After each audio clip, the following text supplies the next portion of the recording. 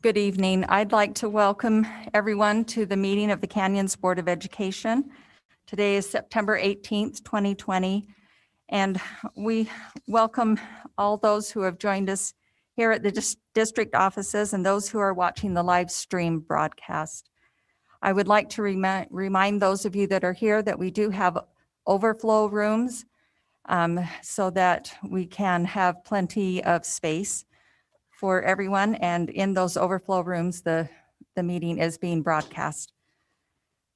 The first item on our agenda is to approve the agenda for today, September 18th. And again, as I mentioned, we are meeting at, I guess I didn't mention it, but I will now, that we are meeting at the district offices located at 9361 South, 300 East.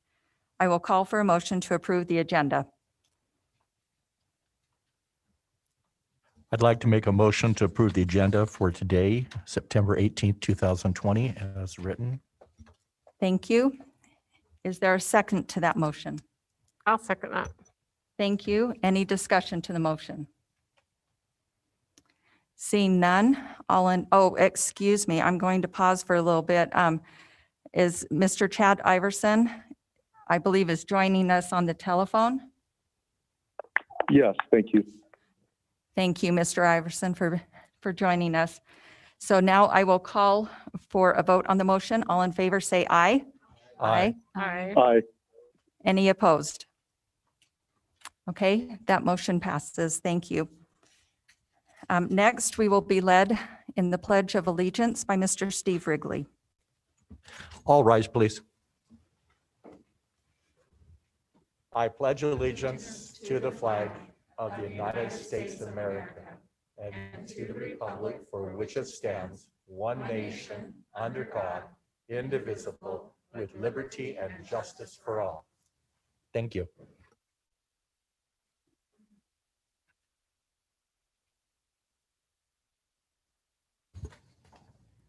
Thank you.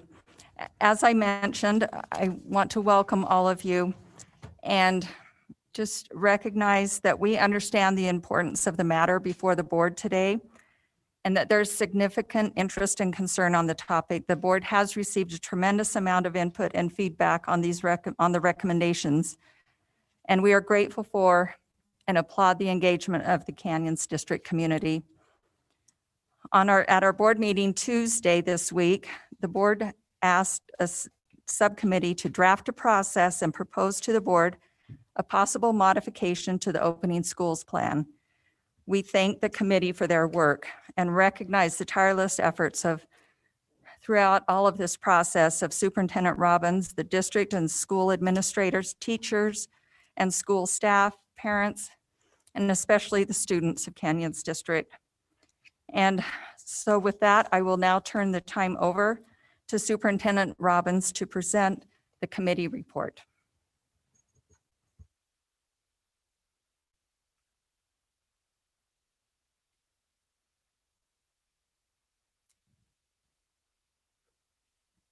Thank you, President Tini, for that, and thank you to our board. Before I start with my remarks, I just want to welcome everyone and express on behalf of the board and myself deep gratitude to everyone here, and thank our staff, administration, teachers,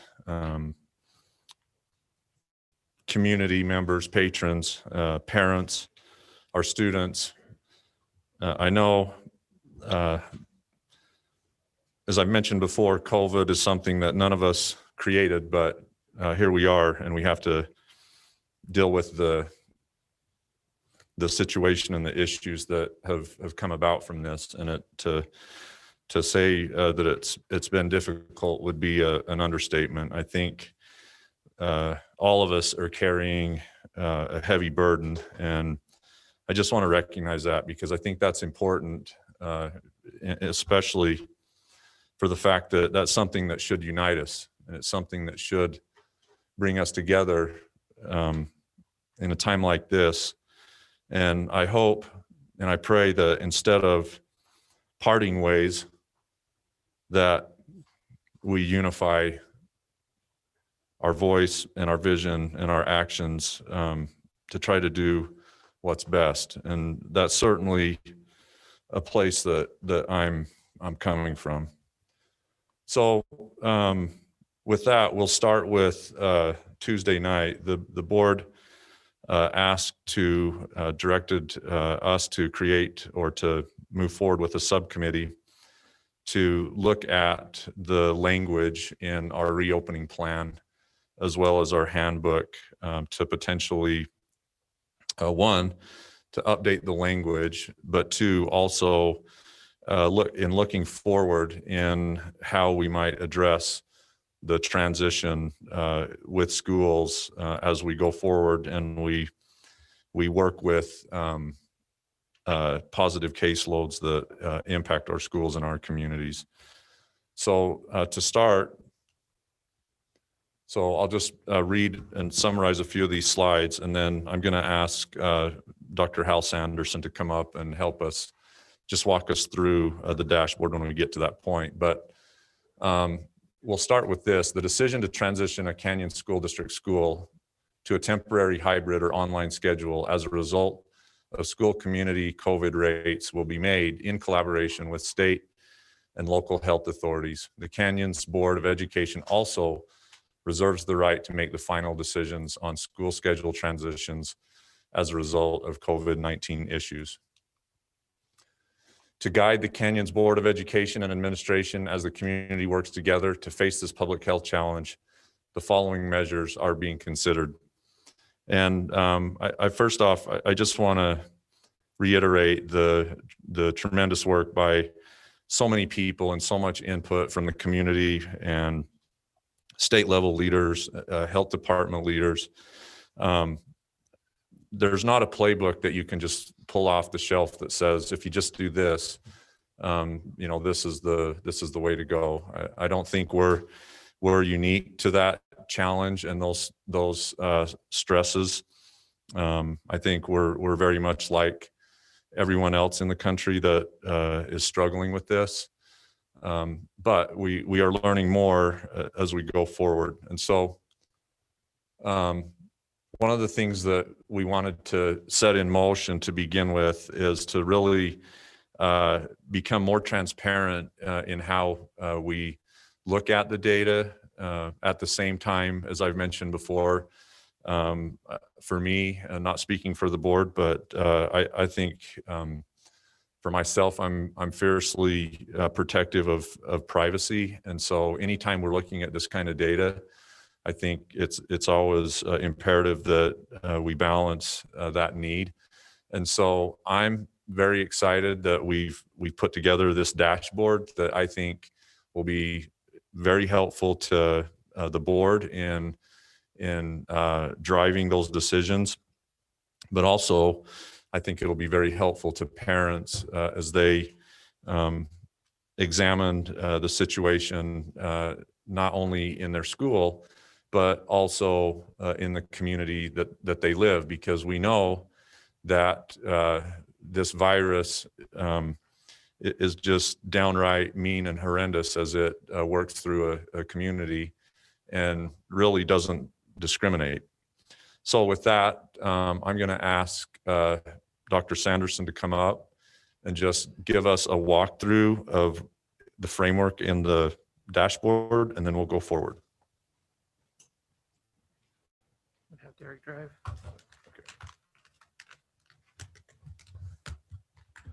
Good evening. So I'm giving you information based on the subcommittee to try to bring together more data around what's happening in the community and the school setting based on information through the Salt Lake County Health and then through our own responsive services as we look at contact tracing and having to have students go through some quarantine. So we're hoping to bring that together. What you have before you is a mock-up of what we're proposing with some modifications to the website for the public, and that you can see when you go into our main COVID place that you have two buttons on the right side of the screen where you would see dashboard data. And if you click in that, it will pull up 3 large buttons. The one that is the Salt Lake County is really a pass-through to their data system.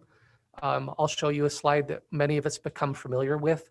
So we're really just saying, if you want to look at the community, please do. Here's the transparency to go into information by our city codes or mostly by our zip codes. The middle button will be our school level information, and it'll be an aggregate around COVID-19. And then the green button on the right will be some data that I've done previously for you that I've kind of weekly updated that we'll put there for the community. And that will focus on our information of our communities by zip code, and then a few more in the aggregate form across our community. What is it looking like? But that will focus on community information. So anyone from birth onward in terms of COVID cases, whereas our school talks about our in-person, whether it's our faculty or staff or in-person with students coming into the building. So could we go to the, why don't we go to the other one first? So this one will be that COVID community data, and I wanted to show you just a few slides from it. They have been updated. We're planning on doing an update on Monday because the Salt Lake community, Salt Lake County has Sunday off, and so they update multiple days on that Monday presentation of data. And I've had that as you look for our patrons, but also if there's a board meeting for that Tuesday, we'd have the most latest information. So a few of those, anyone can do this. This is just showing for several months the data across the Canyons community. I'm showing the buttons that anyone can click on, but you can see what that pattern is over time, especially with the last week that we're looking at. Next slide. And then this is just bringing across our zip codes. This is showing the number of cases in the Canyons community. It's not school aged, it's anyone in the community. And you can see over the last few weeks, those numbers going up. This is showing the increase on the number of tests, and that's up to the 13th of September, but you can see over time where that is. A slide that you're used to, the next one, Derek, is showing our week by week look by Canyon zip code. So we have 3 for our Sandy, 1 for our Draper. It's important to note that our school boundaries don't cleanly fit within our zip code. So as the community is looking at this, they need to understand that those maps that we have posted to our website, you just can't look at the one zip code thinking that's all the students going to that school. It's more complicated than that, but at least patrons can see what's going on in their local community depending on where they reside. And you can see that the, again, descriptively, what's happened in the Draper area over the last several weeks. And that is, again, community information. It is not just school age, that's total individuals in the community. So if we can leave that and go back. I now will go back to, if the patrons click that button that looks at school information, this is what we're proposing to you. This has, if you can hold, that's good there, Derek. We're working on the language as you have the words around the tiers. And so we've tried to keep that color coded so it's an easy look for our patrons and for you as a board. Those are the ranges that are proposed before you. And we have students in school, but let me, everything with an asterisk, there's a definition behind it. So for Canyons and the way our schools are organized and the options we've provided for families, we have in-person learning. So that's an easy one. That's about 80% of our students. But we have a mixed option where some students can come into the school for certain courses during the day and also do some at-home learning. It's more common at the secondary level, but if you're looking at either exposure or the number of students in a building, at the secondary level, it's not just in person, but those mixed learning environment students are coming into our school. So they're added is, that's what I mean when I say students in the school for a typical day, they'll be coming in for at least one course or one class period. And then we have our middle column, we'll do this on a 2-week interval by looking at our COVID cases that are identified during that time. And then through our school, and I'm sure that BJ Weller and others can talk about it in responsive services, but we're indicating those who through contact tracing need to be in quarantine. And then another context is that we wanted to add for patrons to look at maybe what attendance rates are. So as things change within the school community, that would be another indicator that can be looked at. And then the last column is really just trying to show that if we look at where cases are on a 2-week rolling increment, that it would be important for families in the community to see what's happening over time. And so we would recommend having several of these bars that would do different 2-week increments. So you as a board and patrons can say the cases are level, and you can see what that is. So maybe the coloration would be very few cases and it would stay green. And if it does increase, they could maybe see different benchmarks based on our tiered system that's proposed. So if you could just scroll down into the middle schools and the high schools, you can see that's where we're at on those kind of indicators. So this is what's proposed. We would have this updated on that Monday basis that we're talking about for you and for our patrons to be able to see descriptively where we're at.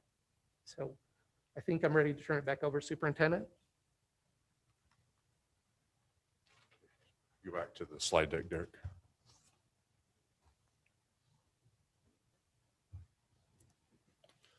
Okay, so I really appreciate Dr. Sanderson's work on this, as well as BJ Weller, our responsive services director, and all of our technology department to pull this together in just a few days, to say the least. They've really done an awesome job. So I really appreciate that. So let's continue through the language recommendation from the subcommittee, and then we'll go to next steps. Let's see, we get to guide the Canyons Board of Education and Administration as the community works together to face this public health challenge. The following measures are being considered. So we talked a little bit about that, Hal already explained exactly kind of how that works.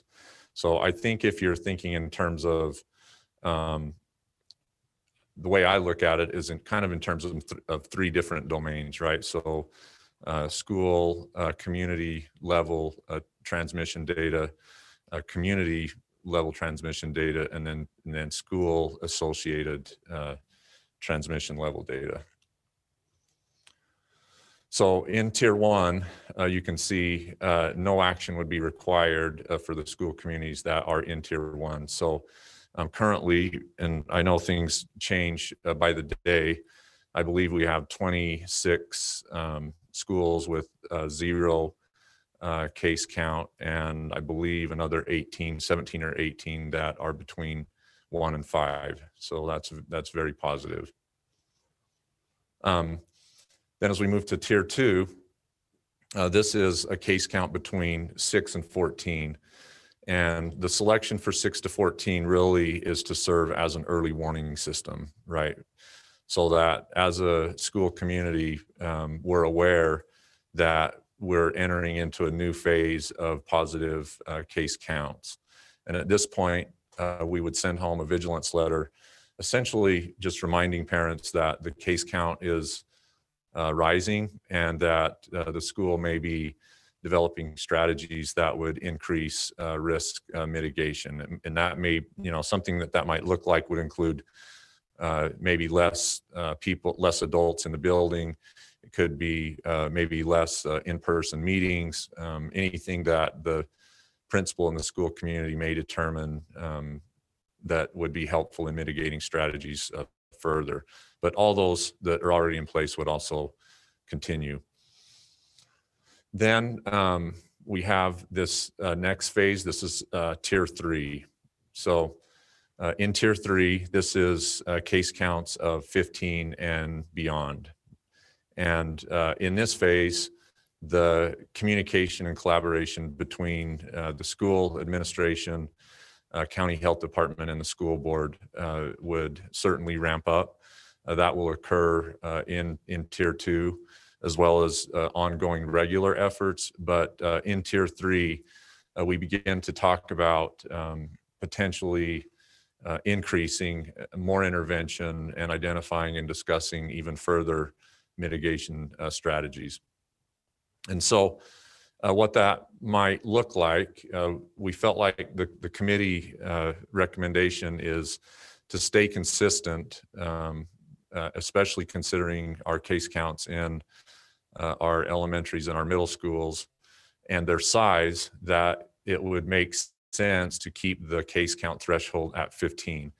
And it would also potentially be challenging to move an elementary and or a middle school to a hybrid schedule. And so you can see there that once an elementary or middle school enters into the 15 case count, that the district will then engage in this discussion with our partners in potentially changing the schedule or other precautionary measures, which would also include a temporary reset to a online learning only.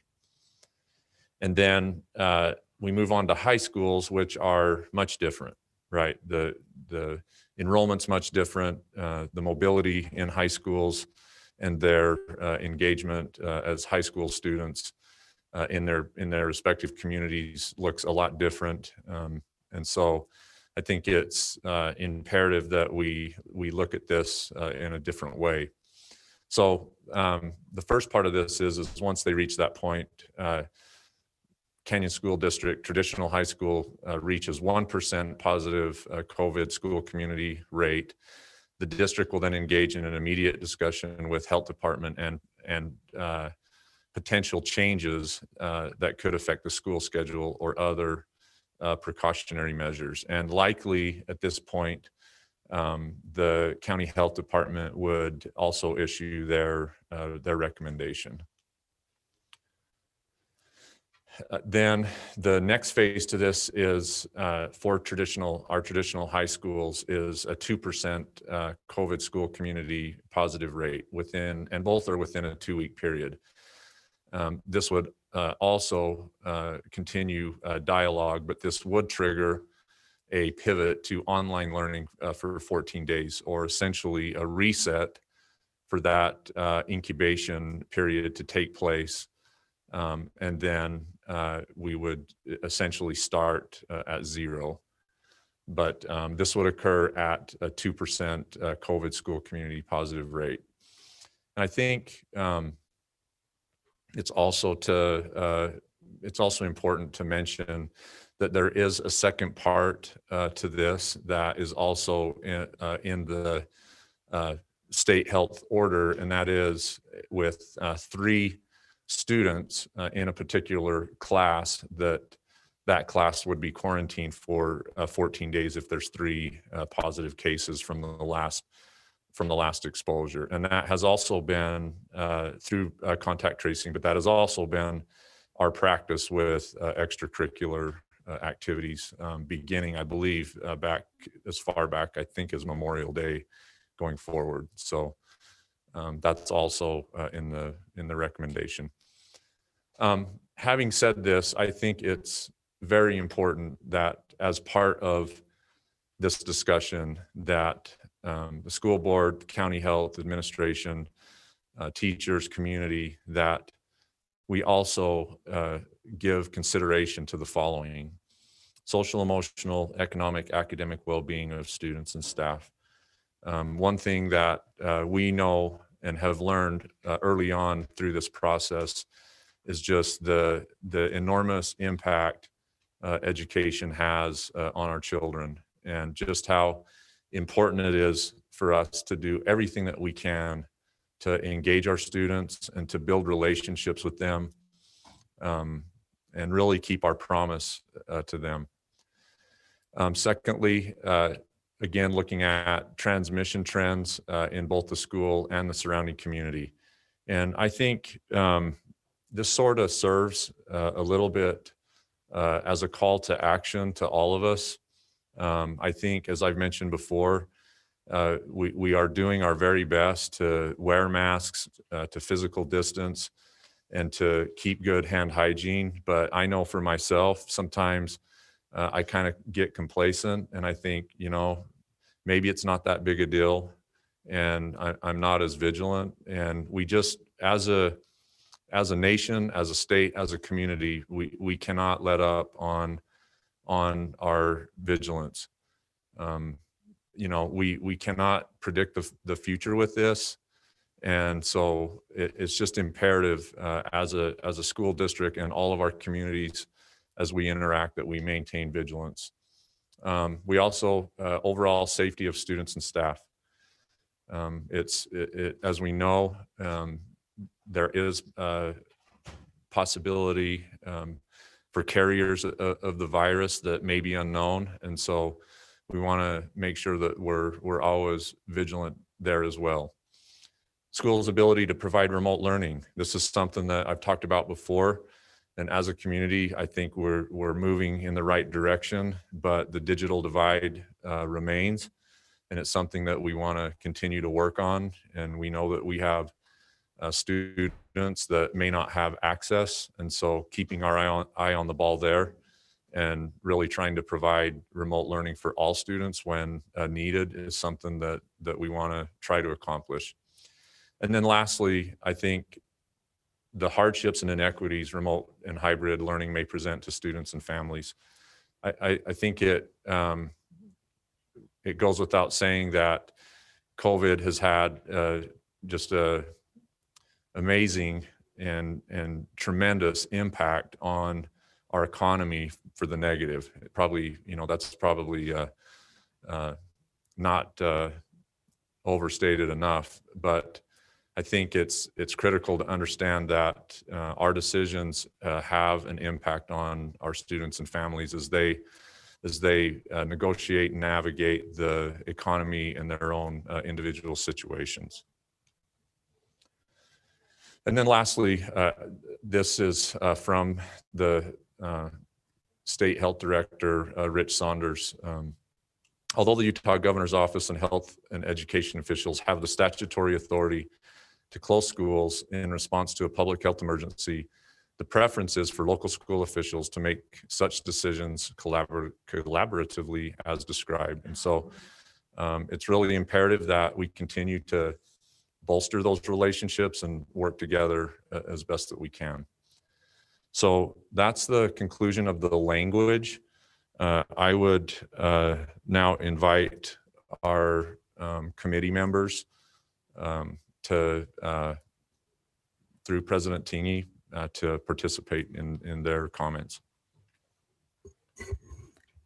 Okay, and the board members that served on that committee were Mrs. Clarine Arnold, Mr. Steve Wrigley, and Mrs. Amanda Oakes.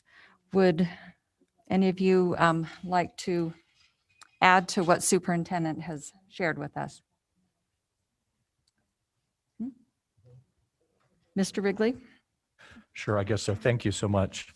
The committee met for about 4 hours on this, trying to come up with a solution. As I said in the last board meeting, there really is no perfect solution on this. So we've been trying to come up with something that's going to keep our students and our teachers safe, but at the same time also meet the needs of keeping our children in school. There's a fine balance to that. We've had a lot of emails that came in, and we've read on this as far as numbers and stuff. I believe there's a petition that's asking for 10% of the school. When you started looking as a committee and we started looking at these numbers, for every student that's out, there could be 10 to 15 kids that are affected. So when we start talking about, they go home and are out of school because of it, not affected because of COVID, but let me make myself clear. I mean, they basically are not in school because they had contact, let's put it that way, okay? So when we started getting into higher numbers than 2%, we started getting such absentee ratios and people out of school that it would be almost impossible to keep the school open. By the time we got to 5%, it's very possible you have 2,300 kids. So even getting that percentage, we tried to keep that low. It was interesting yesterday in the governor's conversation, he felt 4 times said to the school districts that we had control over this. But at the same time, the document that comes out here says we have control, maybe over the models, but they gave the 15. And as you've seen, the 15 seems to work okay with our elementaries or our middle. But when you get into the high schools, with that low a number of the high schools, basically that's a 0.007 for Corner Canyon, you would be basically closing it almost every single time you opened it. So that's why I would suggest going with the higher numbers, which if there wasn't a community surge, probably would be more than adequate to be able to meet the needs of keeping our kids in school and keeping our teachers safe and our kids safe. So we tried to come up with a number that would be adequate enough for that. We are also starting to run into, if your numbers get too high in school, and I have several students complain about this, they'll be out 14 days and then they come back again and they have a contact with another person that may have had COVID, and then they're out another 14 days. So the intent on this was to get the number appropriate as much as we could, so that when we came back after a restart, that hopefully the numbers would stay back down again. And then we'd be able to maintain kids in school and teachers in school on a safe manner. So it was a long process to do this, but that's sort of the numbers that we came up with. Thank you. I believe Mrs. Oakes. Thank you. So I just want to take a moment to recognize all of those that have come. We appreciate you. We recognize there are many teachers that are here out of concern for both the teacher at Corner Canyon who's currently in ICU, and also concerns about staying open and the safety concerns there. I recognize also we have a lot of parents and students, many of whom have reached out to us and have reiterated their concerns about not being in school. If there's anything that I have come to appreciate about being in this position, it's the difficulty that exists when you serve in a public position, how hard it is to be able to maintain a balance, to recognize and value all of the voices that come to the table that you're trying to represent.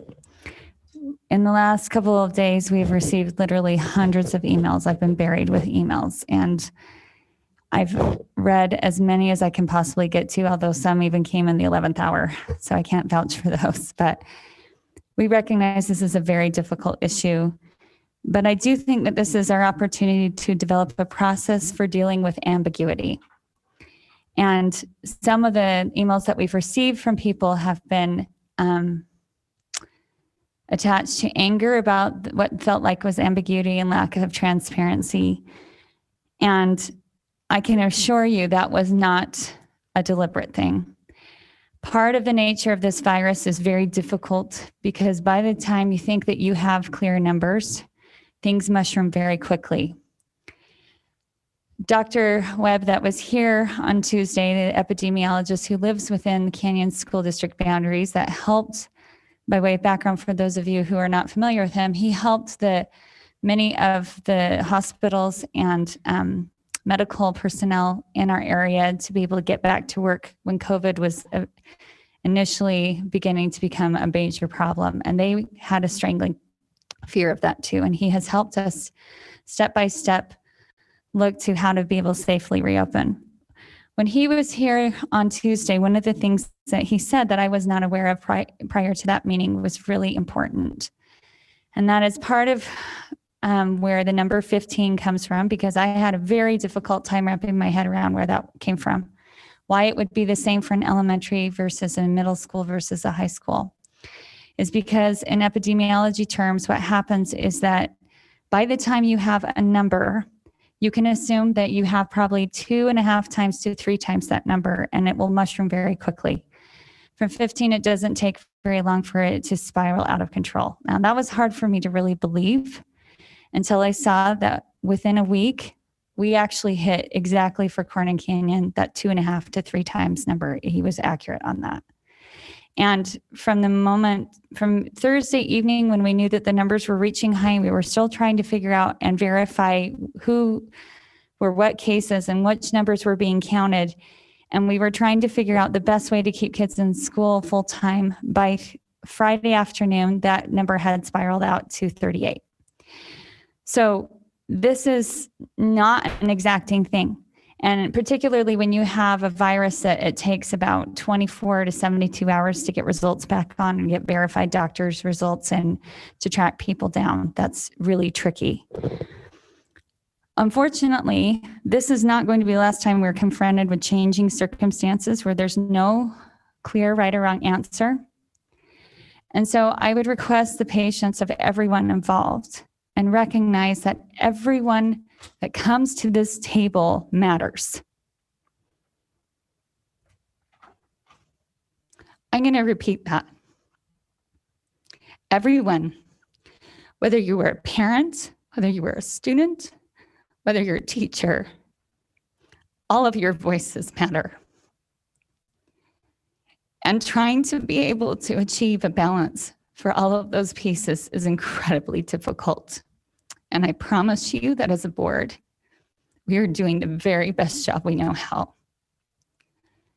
And we are trying to take into account what those that are educated in this disease and epidemiology in general have taught us. Now, part of the difficulty that we are facing comes down to what the state health department and the state has required of us as an order with regard to our quarantine rules. And that really has driven a lot of what's happened and how this has gone down the last few weeks. We are required by law to contact trace and to quarantine kids that have had more than 15 minutes of contact within 6 feet. Now, if you can only imagine, and I think that we didn't have any earthly idea just how complex this would be, but for every school that has to contact trace for every student that has a confirmed case, it is unbelievably difficult and time consuming. And it is burning out our nurses at an unbelievable rate. We had nurses quit yesterday and others threatened to quit. They are overwhelmed and overworked. We have principals stepping in, trying to call on their Sundays, on their Saturdays, trying to contact parents and students and follow through with that. Now, there are a lot of people that say, well, let's change the quarantine rules. We should have a modified quarantine, or we should do this differently. We are not even allowed to look at that. That is a decision that lays at the feet of the health department. And so really what Steve was trying to explain with the 2% threshold, that by the time you reach 2% with how many students that we are required by law to quarantine, you do have the majority of the school out, like a third to almost a half. So it's a tipping point. We literally don't have the capacity. If you were to do 10%, you wouldn't have anyone there. You wouldn't have anyone there by 5%, if that makes sense. And so I recognize that parents are extraordinarily frustrated and upset by those numbers. Until I had to look at them as closely as I did, I didn't understand them either. And if you want something different, there are other governing bodies that you're going to have those conversations with respect to that piece. As far as the numbers that we have, I would also echo what Superintendent Robbins has said with regard to having community cooperation. Yesterday, I was on the phone with the Draper Mayor for about 2 hours. Mayor Walker is the first person who wants to have our kids in school. In fact, last week, when he heard that there was a possibility of us closing, he was adamant about the fact, keep it open, keep it open, keep it open. But when he saw the numbers and he sent me charts of our increases as a community and how many of those fall within the age range of 15 to 19 years old, it blew my mind. It is overwhelmingly amongst that high school population age. And while it is clear that the schools are doing an excellent job at keeping things safe, and it does not seem to be spreading at the school, although some may argue either way on that perhaps our numbers are not as accurate as they should be, we need cooperation from the communities. We need it. And I say that with all the love of my heart for these kids. I've got 2 kids at Corner Canyon, one of who struggles so badly with online learning. There is no one who wants them at school more than I do. I promise you that, because it overhauls my life when they're at home and I'm trying to oversee every aspect of their education. It's really hard. At the same token, I recognize that this virus does not seem to impact that population as badly, and it seems like a bad cold for some. When we have teachers that are impacted as significantly as the teacher at Corner Canyon right now is, we have a collective responsibility as a community to figure out how to make this work for everyone. And if that means that our teenagers choose to be more responsible and wearing masks or how they collectively gather as groups, we need your help on that. Our hands are tied to a certain extent. And I just want to pass that on and plead with you. Mayor Walker and I had a good conversation about that. He feels the same way, that we need help from the community. I have 2 darling nieces and nephews who live down at BYU or attending school down there, and they're flippant about wearing masks. But now that they have an outbreak there, they're kind of rethinking things. When it starts to undermine your ability to go to school, that shifts a bit. So we really thought through a lot of different pieces of this. And I hope that most people can come and dig in on it, and feel free to ask questions. We recognize that this conversation is not done. We're still trying to figure out a lot of pieces, but hopefully what this does is to establish a place where everybody understands what's going on. And for the record, this is the other thing I wanted to make clear. There are people that are very upset with us for not sticking to the 15. And I want to help you understand part of what happened with that. It wasn't until Thursday that we understood, because of some of the changes made during the special session with the legislature, that number 15 was not a mandatory number, that it was a suggestion laid forth by the health department. With that said, all of us said, okay, well, 15's never made sense to us. Nobody had ever scientifically explained it to us or how that came about. And so that opened that discussion, especially as we were trying to balance those considerations, particularly with the social and emotional well-being of our students. I do understand now that there is some wisdom behind that number, like we said, with the 2.5 to 3 times mushrooming of what often happens with those populations. But we have tried to go into this as reasonably as possible to balance the needs of both sides. And if you look closely, I would encourage your parents to look closely. Some of the rumors that have been going on about what's going to be happening with us and that we're shutting things down for a semester, it's not. It would be for a 2-week period, and then we would be back. And we would hope that we can keep the numbers under control better, and hopefully with people's cooperation and help. So that's all I have to say for right now. Thank you. Okay. Again, I just want to express the board's appreciation to this committee at relatively short notice. Tuesday evening, they were assigned to meet, and they met yesterday evening and came up with these recommendations. And as of Tuesday, we called this meeting just to receive that report and then bring the recommendations before the board for any possible discussion and possible action. So with that, board and superintendent, if you can be ready if there are questions that are raised, maybe to help. I'm sorry, Clarine, did you have a comment? I thought you indicated I didn't, but I do. otherwise. Okay, thank you. So do I do it now or later? I think let's keep the discussion to these recommendations. For right now? Mhm. Okay, so I reserve a right to have, to make a recommendation after we Okay. finish these All right. recommendations. Thank you. Okay. So with that, board members, I will open it up. If you have any questions about these recommendations, you have any questions or comments? Mr. Millerberg. And then Mrs. Schill.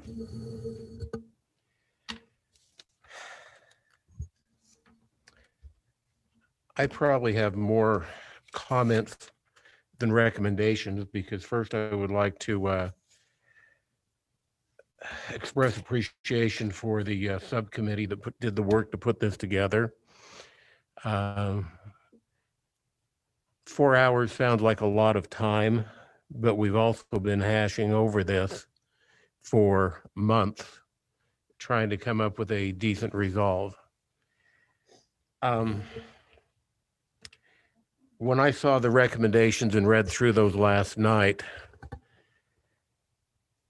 my first blush was, we've got to do something with the elementary and the secondary schools. And then as I looked at it and read more, I thought, no, 15 in a elementary school, our elementary schools range probably from the upper 300s up to a little more than 800 students in them. And I thought, yeah, that feels about right.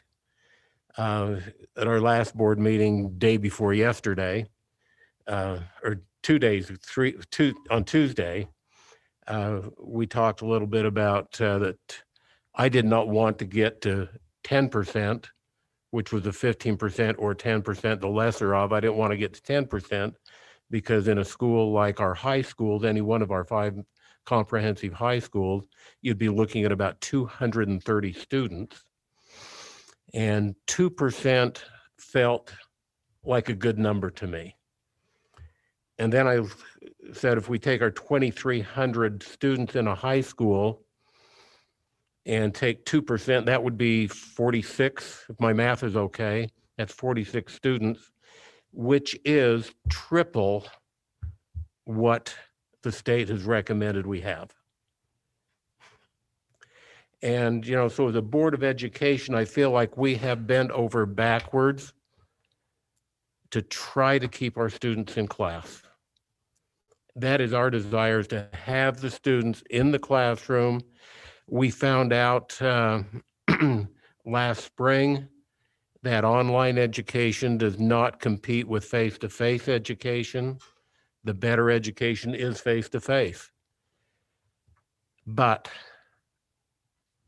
I still believe that safety of our students, safety of our personnel in the buildings, safety of your families at home, safety of your elderly loved ones who may live in these homes trumps face-to-face education.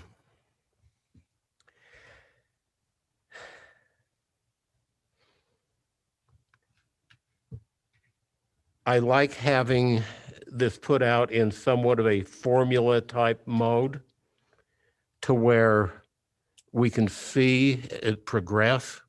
We can see the numbers grow. We can see the numbers decline. As a community, we have early warning enough that we can say, uh-oh, something's happening, and as a community band together and do what we can to stop the growth. I also look at, there's been a lot said about the social and emotional issues. And I understand that probably the school is the safest place that the students can be, far safer than driving around in their cars. And it probably is approached in safeness only by a quality home. And I understand that when the students are away from each other, there's some anxiety that's created. They want their, that age group of people, they want to be together, they want to socialize. But as long as we're talking social and emotional wellness, I feel like having a fellow classmate get infected, and I know the mortality rate in students is low, but the loss of a classmate to this would be devastating. The loss of a beloved teacher in any of our schools would be devastating to our students as well. The social emotional sword cuts two directions, both with the students and with the loss of loved ones in their families and in their schools and the faculty members. And so I just feel like we have to err on the side of caution and try to keep our schools as safe as we can. A couple other things that I would like to just throw out on the table, and these, you may slap my hand and tell me they're not germane to tonight's issue, but we have a bunch of teachers specifically in our district that are doing things that they have never done before. We've asked them to teach in person. We've asked them to teach online. We have asked them to touch base with their students that are absent like they've never done before. They are doing 2 and sometimes 3 preparations a day. And I would just like to throw out the plea that for our teachers, at some point in time, we need to revisit the idea of some reduced hours to where we have either a 4-day week or shorter time, reduced time on a daily basis. I prefer the 4-day. And the other thing that I think that we need to start looking at is the rollout this fall has not been as smooth as anybody wanted it to be, not as smooth as anybody thought it would be. And I know there are a lot of questions in the minds of the building administrators as far as what kind of schedule will we have when the quarter ends. And so President Tingy, I would like to, for a future agenda item, I would like to start talking about what schedules, what it's going to take to shift from one form of education to another and be able to provide some direction to our building administrators. Mr. I, sorry. So with that, I think I probably said more than I probably should have said, but thank you so much, subcommittee, for the work you did. I'm not going to criticize your product at all. I think that if I had been sitting there, I could not have written anything better or different. And so thank you so much for your efforts. Thank you. And because you brought up the one topic that I will go ahead and let Mrs. Arnold speak to that one as well. And then we'll Go back. go back to, yes, thank you. So as we went through the numbers last night and worked on this document, I realized, I mean, it's like opening my eyes for another time of learning information. So with new eyes on the numbers, I realized that if we have 2,000 students at Corner Canyon and we put you on A day, B day, then there's 1,000 students at the school, correct? Because half the students are home on learning and half the students are in school. Then if you take the 650 students that we have in quarantine, you can see what the numbers look like in the school. It is like 1/4 of the students are in the school and 3/4 of the students are online now because of quarantine and or because they're not attending all day, they're attending online. So I decided that I would, I don't know if the word is emotion is the right word, but you may change my wordage if you wish. I'd like to make a request or a motion to ask administration to explore going from a 5-day full day to a 4-day schedule, that we have an emergency board meeting as soon as we can plan one. The reason I'm bringing this, I'm going to bring a specific model to the table. And the reason I'm bringing the model to the table is that the teachers are showing unprecedented levels of being overwhelmed. Our teachers are at their limits after 20 days of being in school, trying to keep up with the school and online teaching. Our online teachers have over 60 students, sometimes requiring them to work 3 to 5 hours every night, and then on weekends too. They need more time to support the quarantine students, because if we have 650 students out there that are quarantined and they're trying to work with them and in-school students, it's difficult. Students need to, teachers need to develop these lessons and reach out to those people, to students online. Also, the model I'm going to explain creates a COVID break, which we were told that's really important to have a COVID break, and that it would actually help the numbers go down. And we're needing additional help in tracking and tracing. So I'm going to explain the model, and I know this is deviating, and then we'll come back to both situations or explanations. I just ask you don't interrupt while I explain it, because then it will not make sense.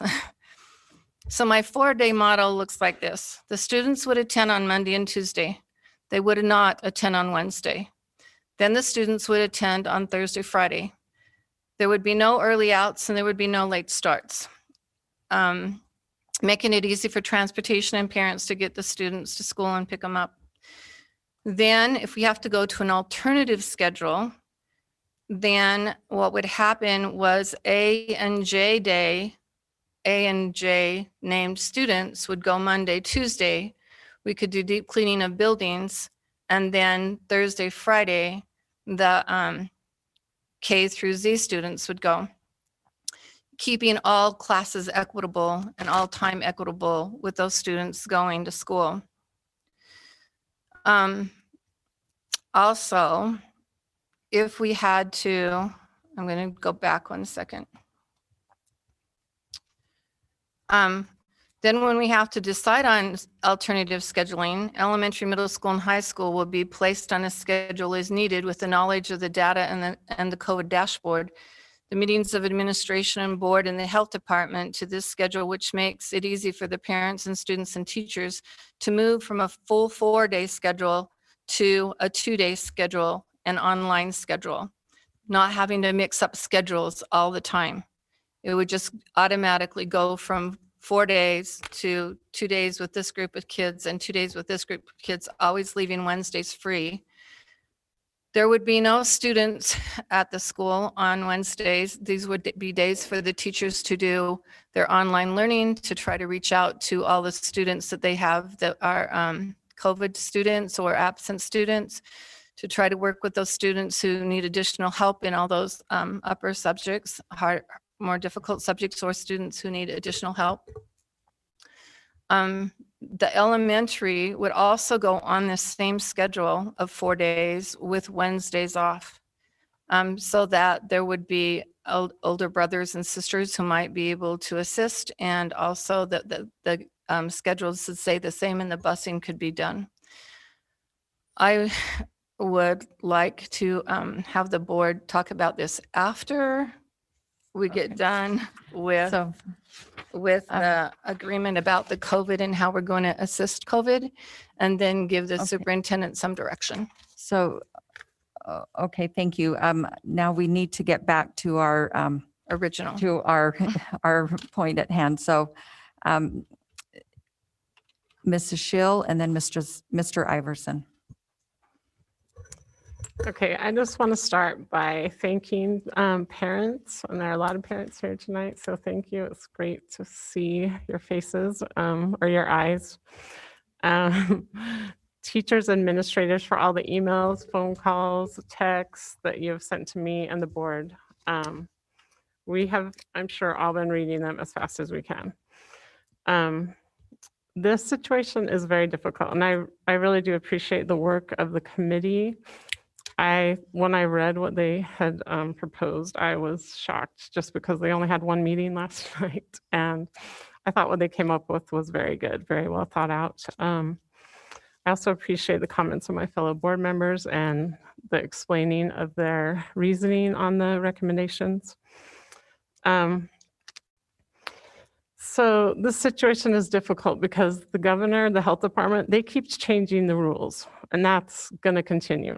Like, we just need to get used to that. I mean, in the summer, every week it was a different, there's masks, there's no masks, now you have to wear a mask. And the health department keeps doing the same thing to us, because at first 15 was a hard number. And then now the governor, his last conference, he said 15 is where we trigger to actually start a conversation. So, I mean, I know that's really hard for parents. It's hard for employees. It's hard for us as a board. We're trying to govern and the rules keep changing. And it's just going to be how it is. I mean, that's the thing. We all just have to realize, and even if we approve this tonight, you guys, guess what? It's probably going to change. Maybe in 2 weeks. I don't know. I mean, it's a moving target and it's going to continue to be that. So I do appreciate the comments, and I'm interested in the 4-day. We can talk about that after, but I really have no other changes. I really do like the dashboard. I think that's going to be great for parents to see. It's going to create a lot more transparency. So those are my comments. Thank you. Thank you. Mr. Iverson. Yeah, can you hear me? Yes, we can. Perfect. So I'm sitting here at a Alta Skyridge soccer game, and there's about 40% of the parents that are wearing a mask. There's 40% of us that are wearing a mask, just as a kind of a data point. So I want to really thank the committee. I was pretty frustrated after the meeting. Sorry, that's the end of the game. I was pretty frustrated after the meeting on Tuesday because I felt like the discussion was very disjointed, muddled, just kind of flopped out there. And so it sounds like it took a lot of time last night, but I'm very, very grateful. And I think we've got a pretty good product that the committee was able to develop, which I really appreciate. A couple of my own personal thoughts. I've always been of the opinion that, and I still am, that at the end of the day, this is really the county health department and the state health department and the governor's decision. And they're kind of toying with us and saying, hey, we want to collaborate because we want the local school boards involved, and we want, sorry, there's a lot of clapping, and we want to have it be collaborative. But at the end of the day, they can shut us down. And so I've always been of the opinion, let's follow what they have to say. At the same time, I think the majority of my fellow board members feel like that they want to do things slightly different than what the county health department wants. And what I call is, we're trying to play Fisher-Price epidemiology because none of us are epidemiologists. We don't have an epidemiologist on the staff at the district. We've got some statisticians for educational data, but we're not epidemiology experts. So having said all that, if I was putting on my Fisher-Price epidemiology hat, if I was the only one making the decision, I actually think I would bump up the percentage slightly to 3 or 4%. And I know that's risky, and I've thought a lot about it, but that's what I would do if I was the only one in the room making the decision, is not 10%, not 20%, and bump it up from 2% to 3 or 4%. So that's my personal opinion. Some questions for us to think about, I think, is I think what we're saying is if we pass this tonight, the Corner Canyon closes immediately because they're at 70 plus cases. So I think we ought to think about, does any of this week where they've served in a hybrid, where they've gone to school in a hybrid model, does that count as time served? Like, if you're in prison and you're before your sentence, or is it 2 weeks from today? That's one thing for us to consider. I think also if we've got to keep it below 2%, which is what, 46 cases, something like that. I think it's probably going to be more than 2 weeks before Corner Canyon gets below 2%. So I think that's something for us to consider. Is this really a 2-week closing of the school, or moving it to online, which is basically closing, in my opinion? Is this 2 weeks, or is this 4 weeks? Or we got to think about the implications of the decision. I've been a little unclear on the data. whether or not we can get daily data or weekly data in that dashboard. And I apologize for not being there and seeing the mock-up dashboard, but I think it's imperative that we get daily data. If we're getting weekly data, it's just worthless. Things move so quickly. We've got to have daily data. And I know it's probably hard and challenging. I think we can put resources against that because I think it's so important. Again, if we're going to act like Fisher-Price epidemiologists, we need some data. So, and we need daily data, not weekly data. So those are my feelings. Again, if I was the only one making the decision, I'd say 4%. Thank you. Thank you, Mr. Iverson. Mrs. Oakes. Thanks, Chad. I can appreciate your comments. First of all, before I respond to part of it, I just want to make a comment with regard to the teachers. I would imagine that there are a number of parents that are concerned about the idea of us going to 4 days a week when we reopen, or even as we're doing things online. But I do have to tell you, this is a situation where you have to consider what happens when you kill the golden goose. Our teachers are suffering so badly right now. The principals that are communicating with us say that they are hitting record levels of burnout that they usually don't see until late May. And it's not sustainable. If we force these teachers to keep going at the same kind of schedule where they're at, the quality of your kids' education is going to directly suffer. And so we really need to think about that. We need to give them enough oxygen to breathe to be able to do this. And some of the emails I've gotten from teachers, I have to say, they're some of the most phenomenal teachers I've ever known. And they're not whiny and they don't complain, but they're pleading with us for breathing room. And so please keep that in mind. And so I'm very supportive of what you're bringing forward, Clarine. I really appreciate that. We've had a lot of conversations this week about this. The other thing I would like to do is ask if BJ could come up and answer some of Chad's questions. Namely, part of the question I had that has come up today is how do we make sure that after 2 weeks we can really reopen? How do we verify the numbers of the cases coming in back to school or whatnot, what the thought is on that? And can you answer to some of Chad's suggestions regarding the 3 or 4% threshold? What will happen logistically with regard to our current quarantine rules with that? Okay, let me just, for the record and those listening, this is BJ Weller, Director of Responsive Services. Thank you. Can you hear me? Okay. First of all, thank you for holding this public board meeting tonight, and thanks all the parents and the teachers for being here to support and weigh in. These questions are weighty, right? There's a lot on the line here for our students, our teachers, and our parents. The question about 3 to 4%, currently under the required quarantine guidelines, any individual who has been within 6 feet for more than 15 minutes is required to quarantine for 14 days from the last date of exposure. And that definition means as soon as somebody is symptomatic, you go back 48 hours. And so an individual may be at school with no symptoms, but still be considered positive. It's difficult with the contact tracing because sometimes an individual has mild symptoms at first, and so they'll stay home for several days and then decide to get tested. When they get the results back, it could have been a week since they were last in school when we go back to do the 2 days. And so when we say 14-day quarantine, sometimes by the time a student or a family finds out that they've been exposed, it could have been 8 to 10 days. And so they only have 4 days remaining on that quarantine, if that makes sense.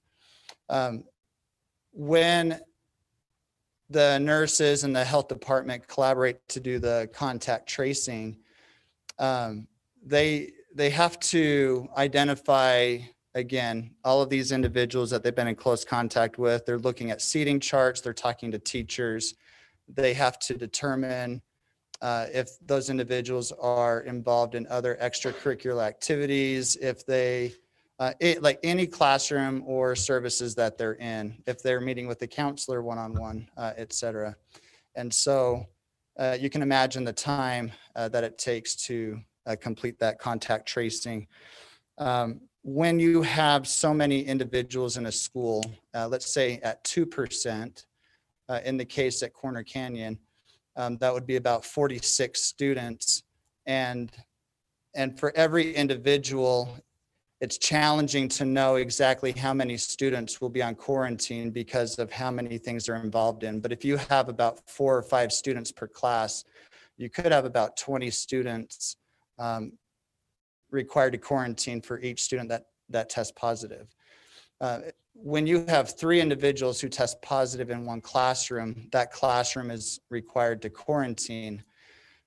When you are starting to get to the point of 3% or 4%, the chances of having 3 individuals in a classroom increases exponentially. And so by default, you would probably have 80% of your classes on quarantine by the time you're reaching 3 and 4%.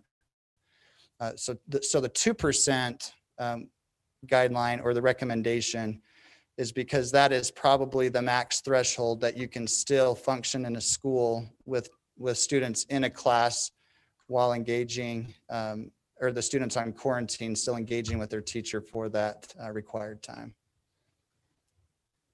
Just quickly on time, it's taking about what, 5 hours, 6 hours to contact for each student we have. So if you have 12 to 16 a day, It would be about we're about 40 hours of time. about 4 hours, 4 to 5 hours. Because I've heard one student had like 100 contacts or something, or by the time you traced it or something, or Yeah, so. I mean, it gets pretty. he was a very crazy. popular, or they were a very popular individual.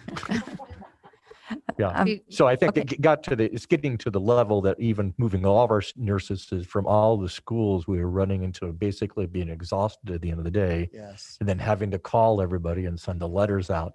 It was getting just to a point that was crazy. When we go to this, basically, if we go to 2% and go online, we just basically get a reset. If I read it right, what we get when we come back, the numbers are 0. That's right. And then we would have to then get back up to 2% before the school would go back to that. It's one of the reasons why we're trying to get from 15.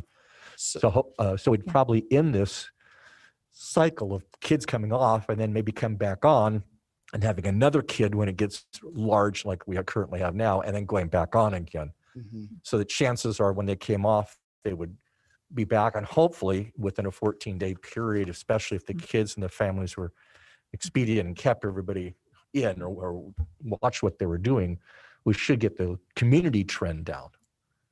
My also understanding the challenge is though, Steve, most of these kids are not getting we don't think they're getting the positive tests from school. So just because we quarantine or just because we go to online school at Corner Canyon does not mean that the case count is going to go down. Obviously, people are going to come off. Again, I'll put on my Fisher-Price epidemiology hat. But just because some kids are going to come off doesn't mean other kids aren't going to come back on that count. So I just think we need to think really carefully what happens in 2 weeks when we have this same meeting in 2 weeks.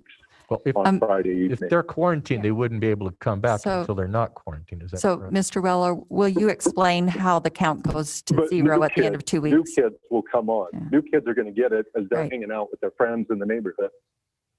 Right. Will you explain So- how that works, please, Mr. Weller? Absolutely. So if you transition to a 14-day virtual or soft closure, you won't have any students in school to require that 14-day quarantine. There won't be any more school exposure. And currently through today's cases, any individual today who is required to quarantine, they'll be out for the next 14 days. And so every day that we move forward, you have individuals 2 weeks ago who then are no longer required to quarantine and would essentially be able to return.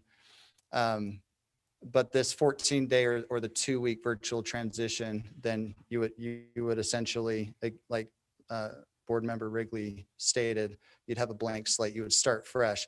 That doesn't mean that you don't have any positive cases. You just would not be required to quarantine any of those individuals because they've not been in school for the last 2 weeks. Anyway, their contact. The other thing is we have, one of the things that I felt comfortable in this process of going above 15 is our low rate of transmission from student to student in school. I think it's like 3 or 4 in the entire district, which is like 0.002. So that really sort of shows that in school it's pretty safe, but going up a little higher, they're bringing it in from outside. But even our contract tracing and everything else, we're keeping it down within the school sessions. And that's another number on the dashboard that we're going to be looking at when we look at these cases, if it's really low. The challenge with that data is not every individual who is required to quarantine, even if they develop symptoms, chooses to get tested. And so we do know that it is a very small percentage.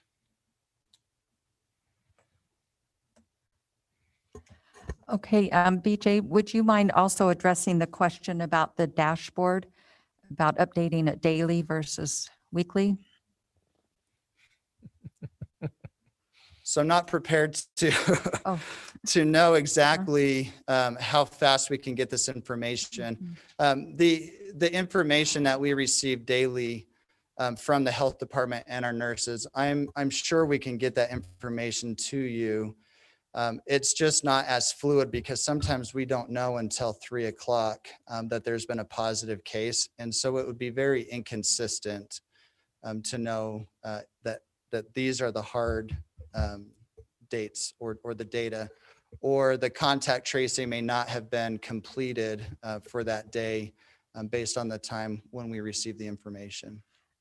So what I hear you're saying is that there's a little bit of gap in between when a case gets reported and then the contact tracing occurs, which would then identify the quarantine numbers on the dashboard. That's So correct. you're saying that they wouldn't be directly correlated or We could equally give you- updated?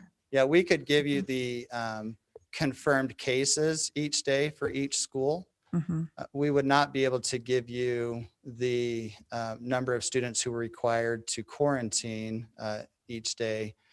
And we would not be able to give you the number of students yet who tested positive who were on quarantine. There's a lag there. In a previous conversation we had, we talked about an update on Monday, because then that would give the weekend for things to get caught up. And then we would have a more secure number or reflection about where we were. Is that not correct what we? Yeah, the confidence of the data each week on Monday is much higher than trying to get you a daily accurate count. So with that in mind, if we got that in the morning on Mondays and we needed to do something about that data, do we have time to post a board meeting, to have a special board meeting by Tuesday afternoon? I'm just wondering about time. I think you would have to do the best you can with the data that's currently at your fingertips, just knowing that it's constantly changing. Okay, and it's my thought too that we've built in a little buffer with this idea of an early warning system so that it gives us some time That's to be prepared. Yes. So back to the data, I know the county site sometimes will go back a couple of days and adjust the number of cases attributed to a certain day.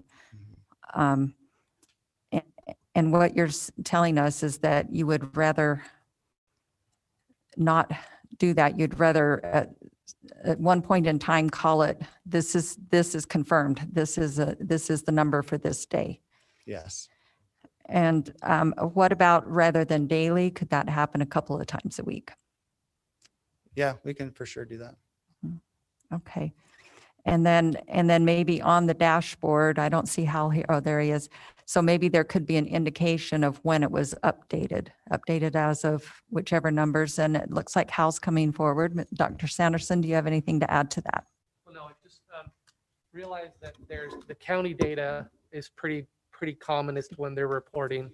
And the county does their data on Monday, and they have 2 days that they're catching up with because of not working on a Sunday and then posting it. So at least on the zip code in that portion of our data that we're reporting out, it's more like around 2 or 3 on Monday that we kind of have, at least right now, where we're doing those 7-day block that we have it come in.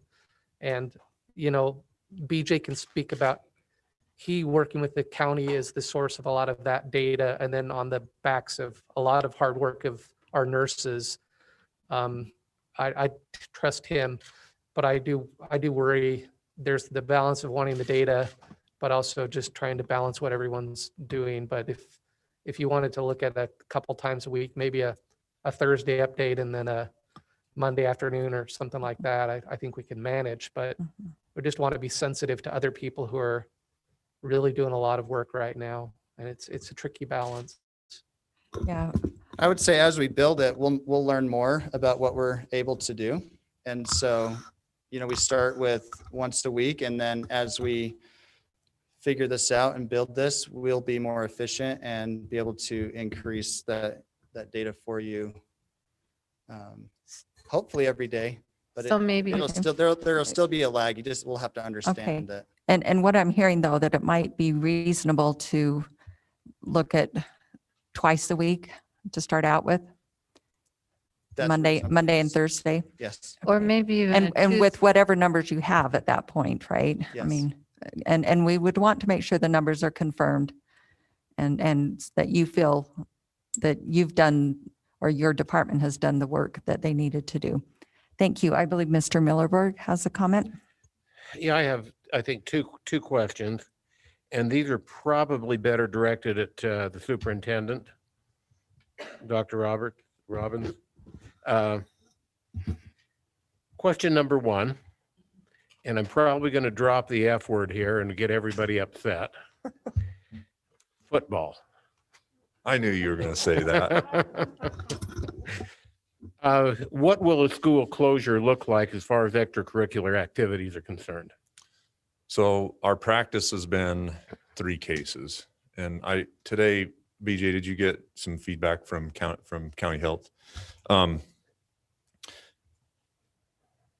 So in my mind, starting on Monday, Corner Canyon under online only, that would require all students. And I think that's reflective of what the county's recommendation would be. But our practice has been three cases per activity. And that's what we've done up to this point. So if there are fewer than 3 players that have been diagnosed within 14 days, they would continue to play? That's what we've done up to this point. Okay. And you would continue all the pregame checks as far as temperature checks and so forth and so on? Correct. Okay. That was question number 1. Question number 2, and I'm probably backpedaling a couple of months here again. I don't want to be too sarcastic, but I'll do it. If we can feed elementary students meals in the classroom, I maintain that in the same amount of time, we could take the temperature of every child in every classroom, in every school in the school district. That would give us a much better early warning. And earlier quarantine, my opinion, is better than late quarantine. Is there any appetite to have that become part of what we do to protect our students and our faculty? Yeah, I've looked into That was this. naughty of me to bring that up, No, that way, hey. wasn't it? I think a couple of things on that, and BJ's probably done more research on this than I. But one, my understanding, at least in recent literature, is CDC as well as others have moved away a bit from universal health checks that way for temperature screenings. Probably just temperature screenings only, if I remember right. But I also, going back to your point, I worry a little bit about the logistics in our schools and how that would work. I think in our elementary schools we could accomplish that rather easily. In our secondary schools, I think that's going to be more of a challenge, but I see the value in it. I would recommend that's something staff that we would look at and maybe bring back to you a recommendation on how that might look in our next board meeting. Do you want to add to that, BJ? I don't know what you probably have the latest temperature on. Speaking of, no pun intended. So the current data that we have on the temperature screening is that it really just makes us feel better, but there's no value as 99.9% of the students that are coming to the school do not have a temperature, and the potential for shaming a child who may be elevated and not COVID related, right? As you think about the logistics, as the students come in, check, check, check, you're good, you're good. Oh, no, you're over here. You're good, you're good. No, you're over here.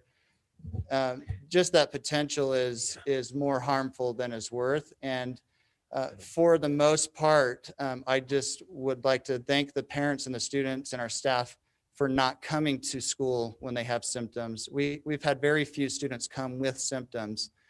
And even when they've had symptoms, they've not necessarily had a temperature. And so that in itself has not warranted the resources or the time to do a temperature check. Yeah, I'm no expert in that area, but my understanding is temperature was one of the best early warning signs for COVID. When you develop symptoms, yes, but you have to remember that most students are not at school with symptoms. That's all I have to say about that. Thank you. All right. Okay. Thank you. We can look into that though, Mont.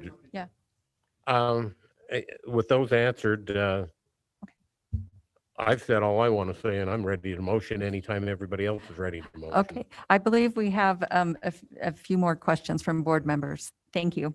Mrs. Schill and then Mr. Wrigley.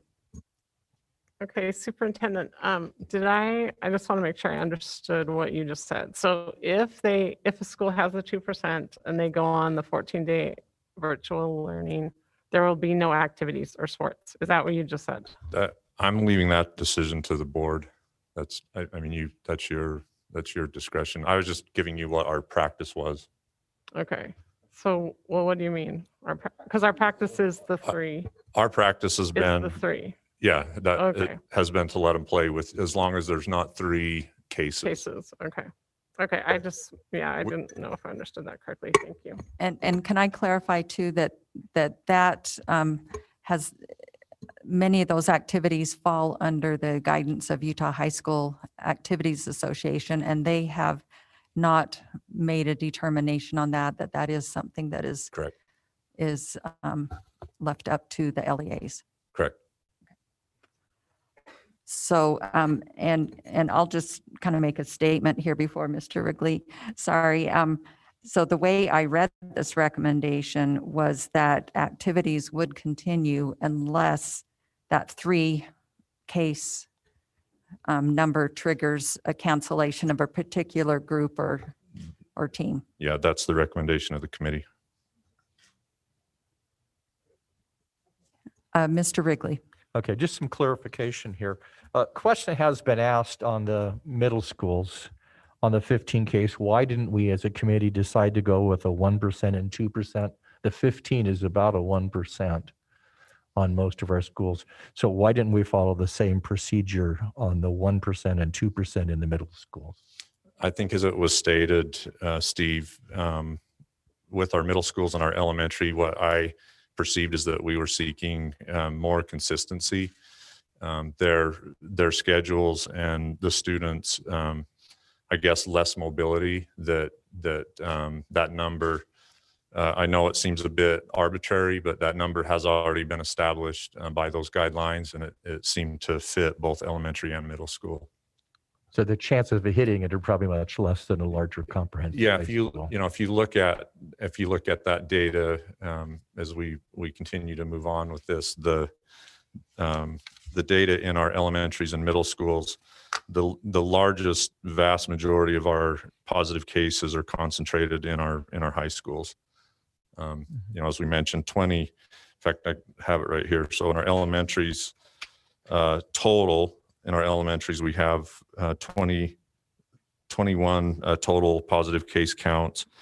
And in our middle schools, we have 29 positive case counts. And in our elementary, 16 of those are students, and in middle school, 25. So total with all schools together. So that number is probably sufficient to not close down the school constantly. I think so. One of the, I might add, one of the discussions points last night in the committee especially with elementaries is that another I guess piece to this is that elementaries would likely not fit a hybrid model, that for daycare purposes and whatnot for parents, that it may be best in that regard to just do a reset and then start again. And I think the number 15 kind of fits with that versus, trying to do some type of alternating schedule with elementary kids. Okay, thank you. And the next question I have, and my last question, is on the 1%. We're pretty clear on the 2%. We reach 2%, we go to an online model only. On the 1%, we're not as very clear. Do we need to clarify that, or can you clarify that for me? I mean, is this, we go into 1% and do we go into a hybrid model, which would fit if what Clarine said, possibly? And if we do we do it for 1 week or 2 weeks or indefinitely, or what? It's a little, I mean, everything else we define as a committee is really pretty specific other than this one right here. Is there anything we had to add to that, or you think is sufficient? So I think, 1% definitely ramps up our attention. And in my mind, it kind of goes back to the concept of really looking at community spread, school community spread, and school associated spread. So for example, if we're seeing a spike in positivity rate in those zip codes that affect that school, and it's far outpacing the school building, then there may be potential there to start out with, especially in high schools, to follow this protocol with hybrid. And then depending on, those elevated levels in all three, I think to Amanda's point earlier, and we've heard this from Dr. Webb many times, that rate and how that increases over time, 2 to 3 times, that I think all of that data coming together would influence what the 1% means. So I guess just what would that mean as a parent then for me? If I was to say, well, the school hit 1%, what can I expect, or would the board need to meet, or how would I know what's expected in that 1%? Well, I think in the notices home and the vigilance letters, I think it really puts the entire school community on notice that there's an increase in cases, and that we're paying closer attention to that and beginning those early discussions. So at a 1%, for example, and we have low community but high inter student, there may go to a hybrid or something. Possibly. Because that would but if we had low student case transfer and a higher community, that may not. Correct. I think this is, Mrs. Arnold. thank you. Yeah. I think this is part of the conversation we had last night too, was that we need to keep having conversations, and we either need to decide that the people on the committee are within those conversations, or the whole board is on that conversation as we get to those numbers and get closer to where we're making those decisions. Because there's many reasons for going one way or going another way. For example, if the football team carries 9 of the positive COVID cases, you might just want, and the cross-country team carries 7 of them, and there's your 16, you might just want to close down the 2 activities and not close down the school. There has to be some common sense in all of this. And there has to be good conversation, and there has to be clarity about where those cases are coming from and what's happening within the community. And hopefully the communities will help us, because I just glanced down and we're looking at Draper Park and it has 13. And so we're already on a threshold of talking about that one, correct? And so that brings us to the other conversation of that needs to happen about how we're going to hold board meetings and have those discussions as a whole board, or have the committee meet with the superintendent and give the superintendent direction with the help or guidance of the board, because I don't want to have the same phone call tree we had a few weeks ago. I don't ever want to have that happen again. So that also needs to happen with how are we going to have that conversation and how we're going to direct the superintendent and what he does. Okay, thank you. Clarine, you brought up actually one of the questions that I had in these recommendations, where it does talk about in the tier 2, the approach for schools that would be identified as tier 2, not only a vigilance letter and enhanced mitigation strategies, but increased discussion and collaboration. But it does refer to the subcommittee of the board. And I wanted to raise that question because it was my understanding Tuesday night that the committee we formed was an ad hoc or a one-time working group. And I'm not sure that those that volunteered us, and we are so appreciative for the work that you've done, but I'm not sure at the time it was intended by the board to be a standing committee. And so I would like to get some feedback on the board, or from the board on that idea. Do we want to create a standing committee?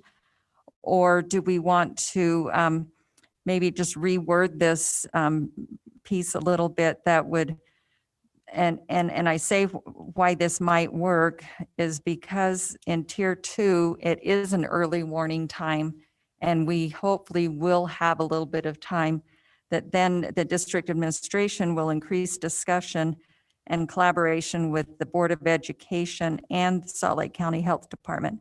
And if we do need to call a meeting, then we would. However, I feel like we should also consider that this framework gives guidance and direction, and that there wouldn't need to be as much direct involvement of the board until it gets to the point of making a decision that would be outside of the boundaries of this framework.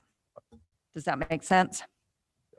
Yeah, the way I understood it, and I appreciate that point, President, is what we're putting into place is kind of a cookbook type of formula that when these things happen, administration is authorized to take the necessary steps.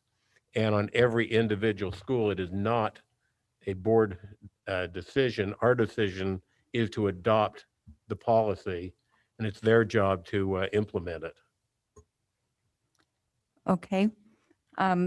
So other thoughts, I mean, is there a way that we could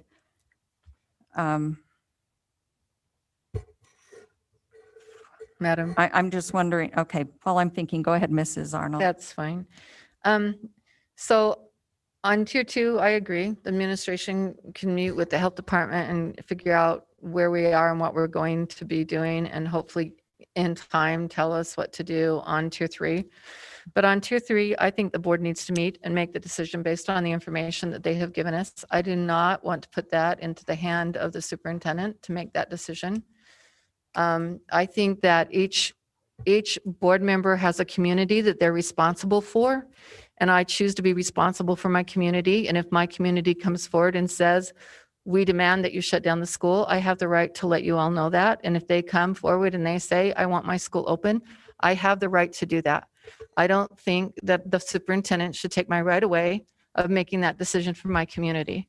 So I'm fine with tier 2 being that they're giving us information, but at a tier 3, when we're talking about either changing to a hybrid and or changing to a total close down, that's our decision and I don't want it taken away. Other thoughts? Yeah, Mr. Wrigley? I'm not sure I totally agree.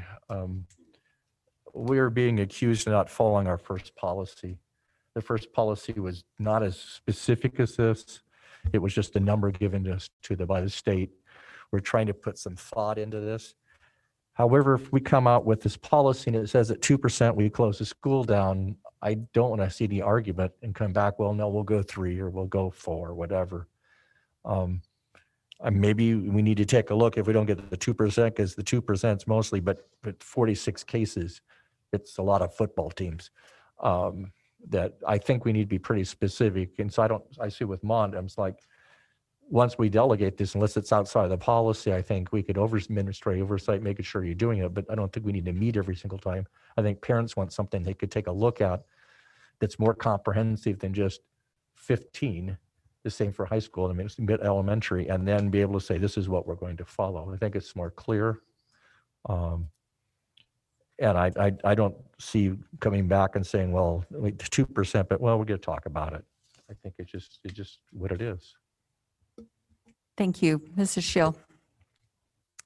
So, I mean, I think I kind of agree with that, Steve, but the problem is on the 1%, it actually doesn't say what happens. It just says, we're going to talk to the health department. So I feel like we need to say, I mean, is a 1% a hybrid? I mean, Can so, you go to That was my slide? question, I guess it is to ask. so if it's a hybrid, then we should have that in there or Well, I think, and something. tell me if I capture this right from last night, the committee members, but what I tried to capture in that conversation, Amber, was that at 1%, it could be a host of things. I mean, maybe it's, a couple of days of shutdown. Maybe it's putting a full program on quarantine. And the committee, please, chime in on this. Or maybe it is hybrid based on all of the data that you're evaluating. But I think at 1%, it gives options and an opportunity to collaborate. I thought, okay, we got up right there. No, I understood that's what we Is that- decided. Yeah, that we decided too, because we had the discussion about other school districts who just shut it down for 2 days for a deep cleaning because most of the cases were connected to activities outside of school, not in the school. But that would give them 4 days off to be able to do what they needed to do to go back to school on Monday. And so at that point, we could look at the data and information and as a board decide like maybe there'll be no volunteers coming in or there'll be, whatever the choices we can make to keep the kids in school versus closing the school down every time. And at 2%, you're right, Steve, at 2%, that's just a given. We're just going to have to go ahead and close the school down. But at 1%, we have a voice in trying to make better choices. Can you get the slide that's the 1% slide? This is not the correct slide. So So Amber, to that point, the language says enhanced mitigation. So, you may potentially consider changing that if that, was more appropriate. So the language says the district will engage in an immediate discussion with the health department on potential changes to the school schedule or other precautionary measures. Okay, and I get it because I think every situation may be different. I mean, it depends on what Clarine said, where if it's a community, like a super spreader event where like all the kids are on one team, that's very different than 15 kids spread out that they can't find any contact tracing with. Those are two very different things. So, okay, so I understand that. I think that's probably good. But then I think the board has to meet. Mr. Iverson, Can I- do you have a comment? Yeah, can I just ask a clarifying question? Yes. Amber, did you say the board doesn't have to meet or the board does have to meet? I said does have to meet. Does have to meet. Okay. So I think that's a really important clarifying point because the way I read it was I think it said the district will engage with, I should have it right in front of me, but the way I read that was the administration, and that the board either accepts or rejects this tonight. If we accept it, then it's the administration's decision.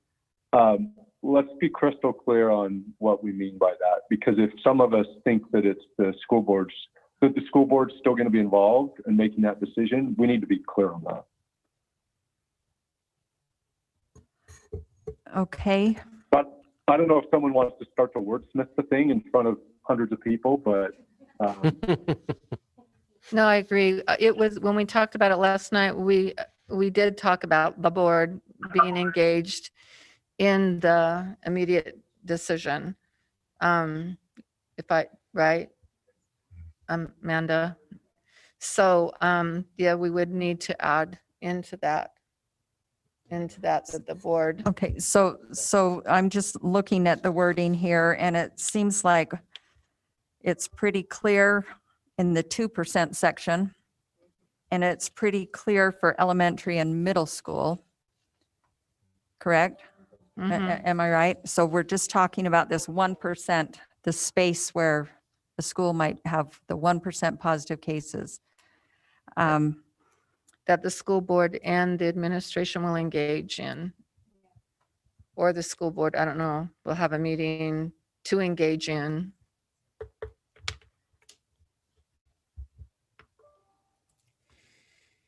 Thoughts?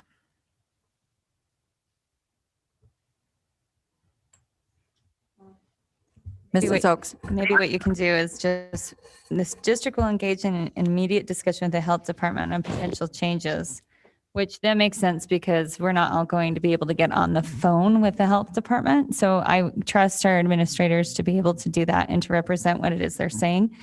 But then maybe what we say is at the end of it, potential changes to the school schedule or other precautionary measures, and then comma, and the board will meet to approve or discuss suggested measures. I don't know, something to that effect, like at the end of that sentence where we can actually clarify that whatever happens, the board has to be the final authority on what we choose to move forward with.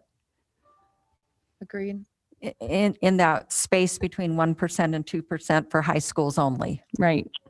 Right. and I'd be supportive of that to make sure I understand. We would meet and discuss in between the 1% and the 2%. And it would be a meeting, not phone calls on a Friday afternoon, right? Correct. And we would vote. Correct. It needs to be a meeting where we're meeting here and talking and not doing that. You know, the reason I would support having it be formula based is because I think it's very, very important that what we do with Corner Canyon being the hot spot right now, that we're somewhat uniform in our application, that we're consistent in what we do, regardless of what community it is, that we treat our patrons throughout the district in a very, very similar way. I think also that as a board, as we go through this and we find errors or things that aren't quite the way we want them to be, as a board, we can tweak this document and fix it as we go along and learn something. And that's why I like having the document guide us, because we can always fix it. But I don't want to get into a discussion about the various communities and why it's so important for this community to be treated in a different manner than another community. And that's where I'm coming from with the formula base on it. Thank you, Mrs. Schill. So I do agree with some of that because, I mean, I see exactly what you're saying, but the thing is, this disease isn't exactly the same everywhere. I mean, that's the problem with it. It's changing. And I really hope eventually we could just have very strict that the superintendent can just do it. I mean, I do. That would be, I think, my goal. But maybe, I just think these first couple, it may be good for the board to get together and discuss them, because I do think each situation is going to be different. That's the whole problem with this. Maybe we want to lay out in the 1% more specific. So a cleaning or a hybrid. I mean, maybe we could say what the options are with the 1%. Okay, so what you're suggesting is that we add some pre-approved options for the administration to consider to employ when a high school reaches the 1%. President Teeny, just to Yes, superintendent. add to that a mix, Brighton High is actually in that window now. We're at the 1% I or believe. we're between, At 19 cases, are they in the 1%? yeah, What's I don't know. I'm not sure what the 23. enrollment is, or we're close. That is close. Okay, so, If you're asking if in that little paragraph, we write, well, if it is feasible that we can have the volunteers not show up and then we'll be okay, or if it's feasible that we just clean the building and it'll be okay, if it's feasible that we just have the sophomores go home because they're only with the sophomores, I don't want to leave that to the superintendent. I want us to have that discussion. I know what will happen. It will happen just like it did before on the Friday, and I don't want to do that. So if it's in the 1%, I would rather that we have a board meeting and we have a discussion and give the superintendent direction on where and what we're going to do. I think I agree. Mr. Iverson. I think it was just painful last Friday, and I don't think it was appropriate. And so I want to avoid that as well. And I agree with Amber that in the medium and long term, yeah, it should be codified in policy, and we should get to that point that you want to get to. I don't know if we're quite there yet. Mrs. Oaks. So I have some suggested language, if it works. Okay, so on the bullet that indicates the 1% threshold, at the very end of the sentence, we could say, and seek final approval from the board before implementing said measures. I don't know if that works. Yeah, I just I'm open want to I want to be sure suggestions. that, What's that? I want to be sure that the administration is telling us what they recommend, that we're Right. not telling them what to do. That's not our. Right. I mean, I think it's a question of them like kind of fleshing out what seems most appropriate, but before they move forward, they need to get final approval from the board. It's, administration comes, they're going to think this out really good and come to us, and we can make the final decision. But for us to come up with the decision, I don't want to overwrite the administration. Okay, so there's been some suggested addition to the language. And I see this, I mean, we're talking about 5 schools. And I see this as kind of an intermediary intervention with the idea of hopefully getting things in a community and in a school, hopefully they don't progress further, but once they do progress further, then there is an automatic trigger in this, right? So it wouldn't be like it's for every school in the district anytime it gets to a certain place. It really is, and maybe there is some value in living it for a while and then establishing something that then becomes, we know which of these intervention strategies are more effective than others. And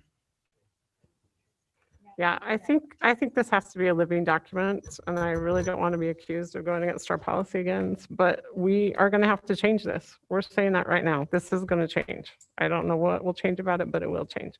So I also propose that we take out the subcommittee, because I think that in my mind, that subcommittee was just for this one purpose. So maybe just take out the word the subcommittee of, and then it just start the board and the district administration.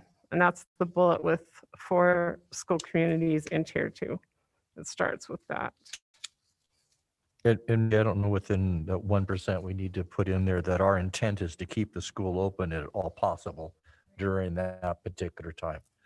We may have to go to a hybrid model. We may have to go a couple of days off or whatever, but the intent is try to figure out how we can keep the school open at that 1, so we don't go to the 2%. I think that's a good idea. There's been some clarification, and I think that we need to make regarding, say we reach a 1% threshold on a Wednesday, are we going to have a full public meeting as a board, or is this, what's our plan and how we proceed? Can we just have a planning meeting? Mr. Well, if it's Iverson, not did you have a thought? Meeting, if it's not a public meeting, it's closed session, and there's only there's only 6 reasons why we should do a closed session. So,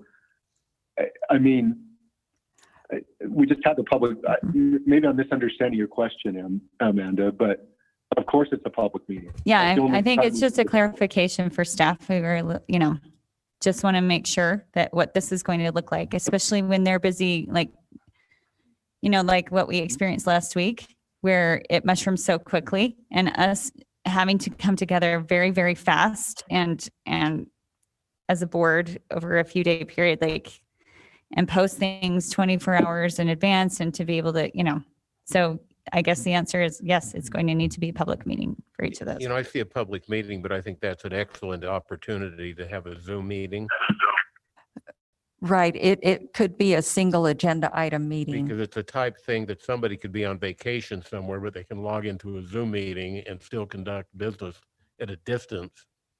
Or, trying to gather the board on short notice is not always an easy thing to do. Yes, and the board earlier this year did approve an electronic meetings policy, so that would definitely fall in line with that. So, and again, I feel like, yes, things move fast, but between 1% and 2%, that does create a little bit of space. And having the tier 2 early warning system, the administration will see, okay, we're getting up there close to that 1%. And then the superintendent, the administration would do their work to come up with some recommendations, and the superintendent would contact me, and as a board, then we would identify a time that would work where we could meet to hear the recommendation from the administration, and then make a decision regarding what would happen to that school in that, I keep calling it the 1% space, right? I don't know what else to call it, but does that clarify?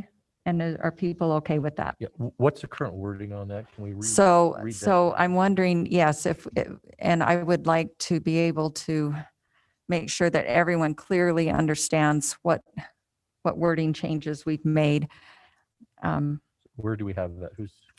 Did you take notes? So- Took notes.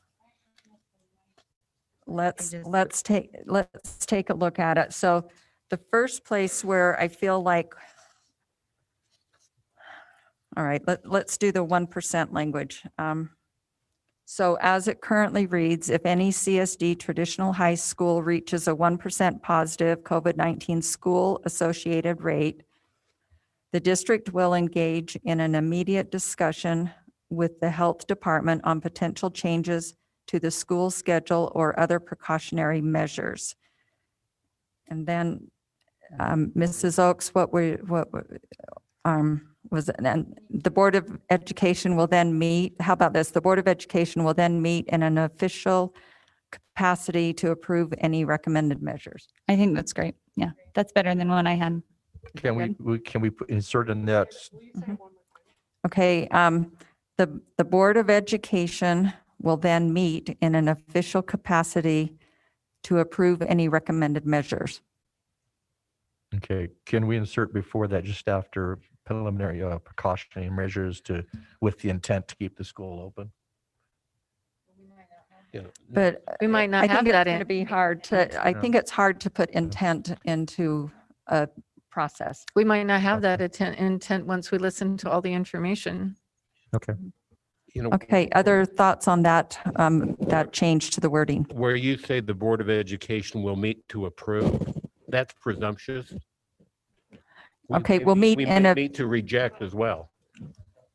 so we'll then meet in an official capacity to, how about that, vote on any recommended measure? Approve/reject. right, no, I understand what you're saying. How about we'll just meet? How about to consider? To consider recommended measures? Okay. All right.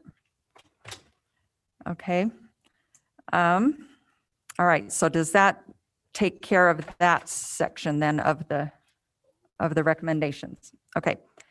And then the other piece that I recall that we talked about, No. well, no, I think it's all one action. Okay, and then so the other piece was when describing the tier 2. Take out the subcommittee. Do we need to take out the board too, though? Because So- all the other ones say the district will communicate. So to in help the tier board. 2, right now it reads, for school communities, in tier 2, a vigilance letter would be sent to parents and guardians, and enhanced mitigation strategies will be developed and put into place. And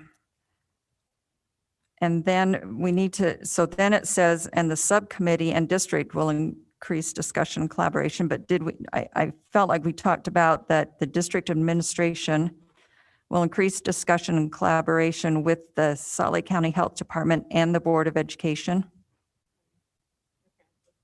instead of a subcommittee, or do we want to form a standing subcommittee? No subcommittee. Okay, No subcommittee. okay.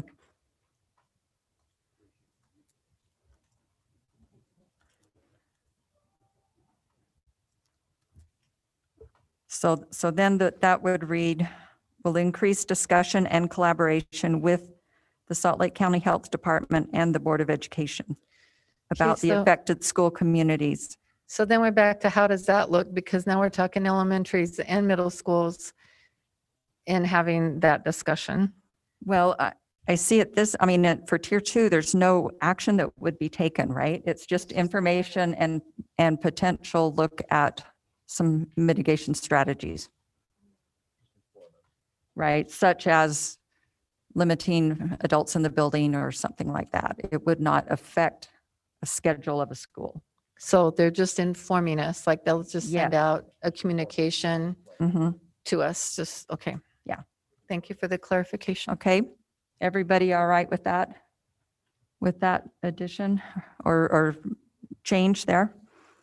Are there any other parts of this language that we need to consider?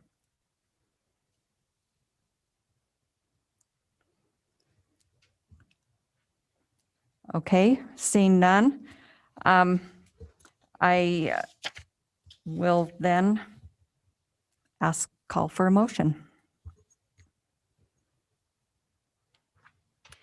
Okay, I will move to approve the, what is this officially called? The recommendations of the board subcommittee as amended. Is there an official title for it?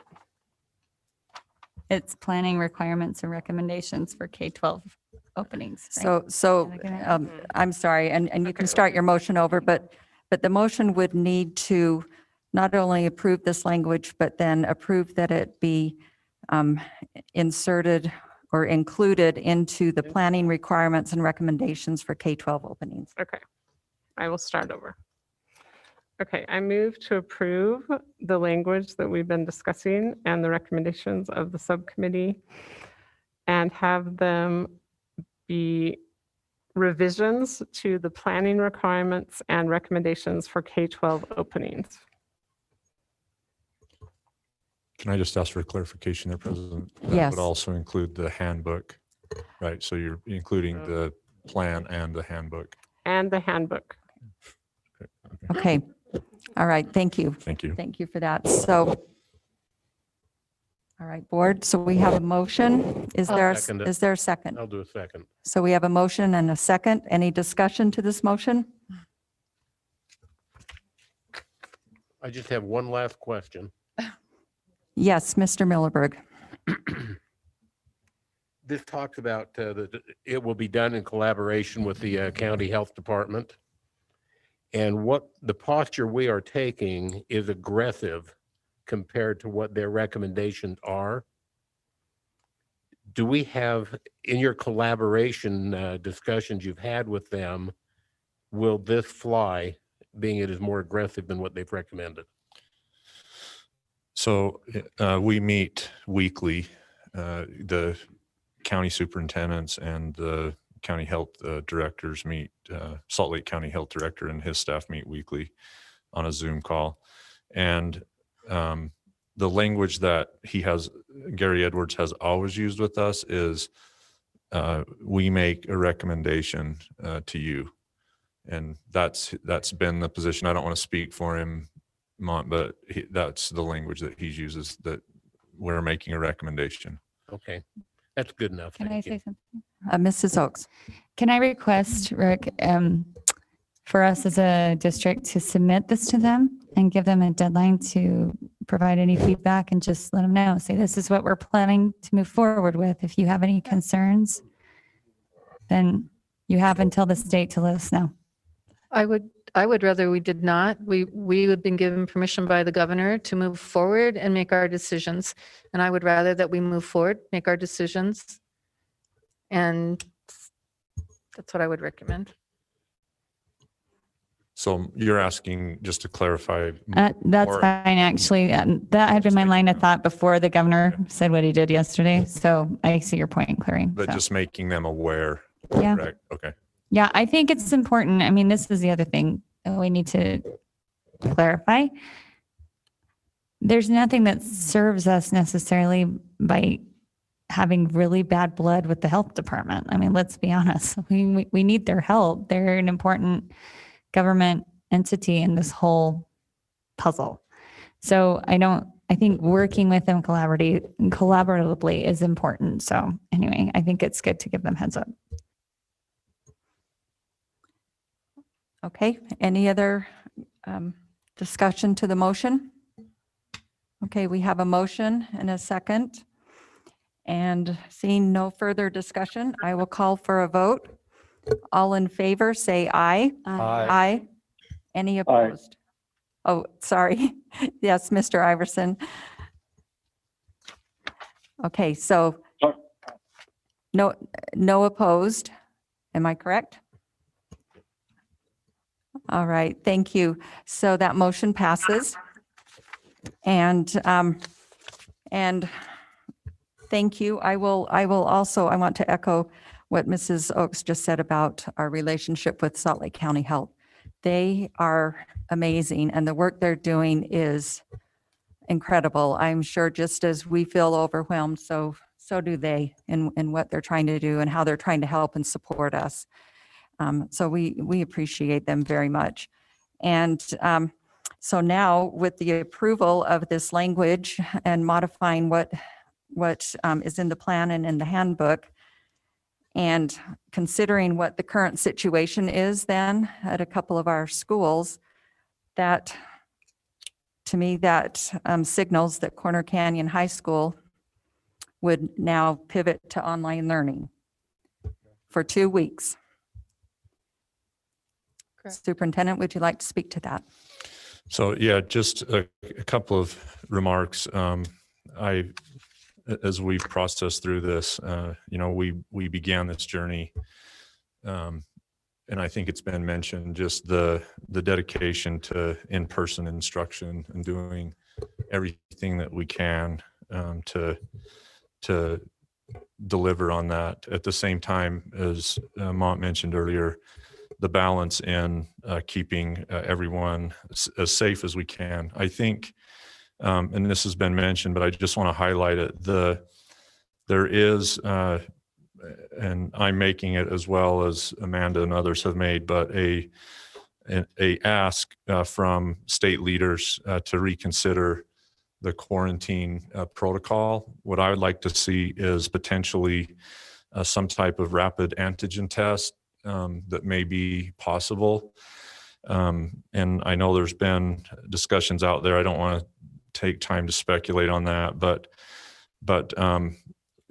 we're really in a bind when it comes to how those, and I think Steve mentioned this earlier, in just how quickly those numbers become exponential, and with more and more potentially with students moving to online in quarantine or onto Canvas, it just becomes difficult to really hold up the model of in-person instruction for those reasons.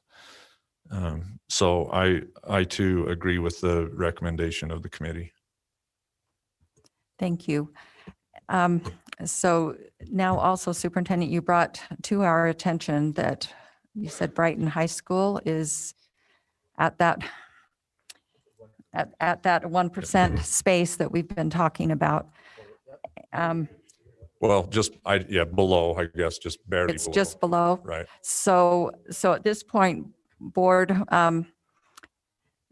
it looks like we may need to meet again next week, if that's the case. Unless, right. Yeah.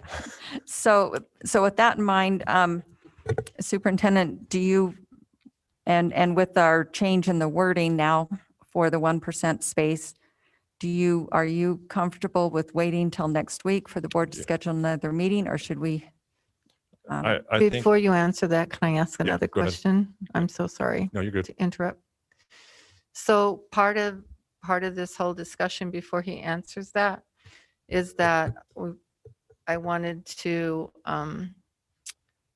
explore going to a 4-day model, and that 4-day model would make a change in what's going to be happening if we talk about a hybrid, because they would go Monday, Tuesday, miss Wednesday, go Thursday, Friday. And so I wanted to know if we could have them also explore that and bring that back when we're meeting on next Tuesday, and tell us what the feasibility of that would be for a hybrid if we had to go to that hybrid. Okay, I don't know that we've talked about a date to meet next week. I think at this point, we're trying to decide if we will be meeting. The other Okay, aspect, can I just comment on that? Sorry, President. Yes, please, Superintendent. Alta High is at 14 cases. So they're also bordering 1%. They're a little bit behind Brighton, but there may be some wisdom in that if, by midweek, potentially those case counts could be within that range.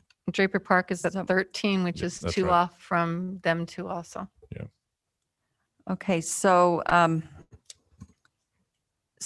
what I'm hearing is you feel like if we were to, as a board, schedule up a meeting for midweek next week, that you and the administration would be prepared to bring some recommendations regarding those schools we just talked about that are entering into the tier 2 or the 1% space, Correct. as well as perhaps some ideas for the board to consider regarding some modifications to some of the instruction models that we have. Correct. Is that Yeah. board? Is that clear, board, then? Yeah. Okay. So with that, then I guess everyone look at their calendars, and I'm guessing I would think Tuesday at the Tuesday. earliest or Wednesday. Um,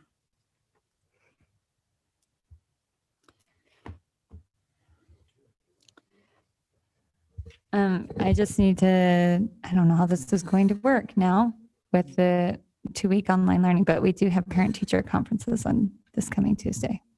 So parent-teacher conferences, but they're online, right, and conducted Yeah. individually? I can step out for a while while I talk to my kiddos' teachers, I guess. Yeah. I'm free any day next week. Administration be ready by Tuesday or Monday? Not I think not Monday's Monday, pushing it. sorry. I We'll just, do whatever. Let's do Tuesday. Monday or might be a Wednesday. little tough.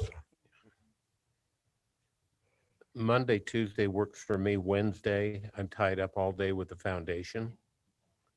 Okay, can I say something? For these schools that are right there, can we send a letter to parents like today?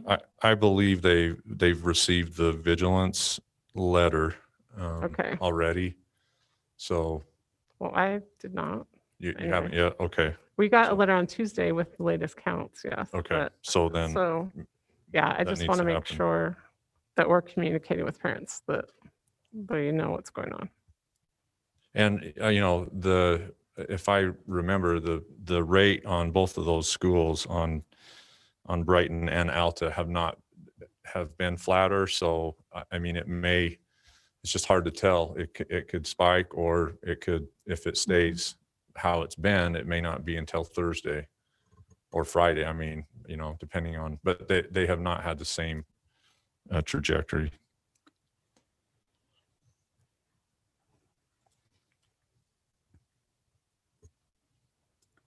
so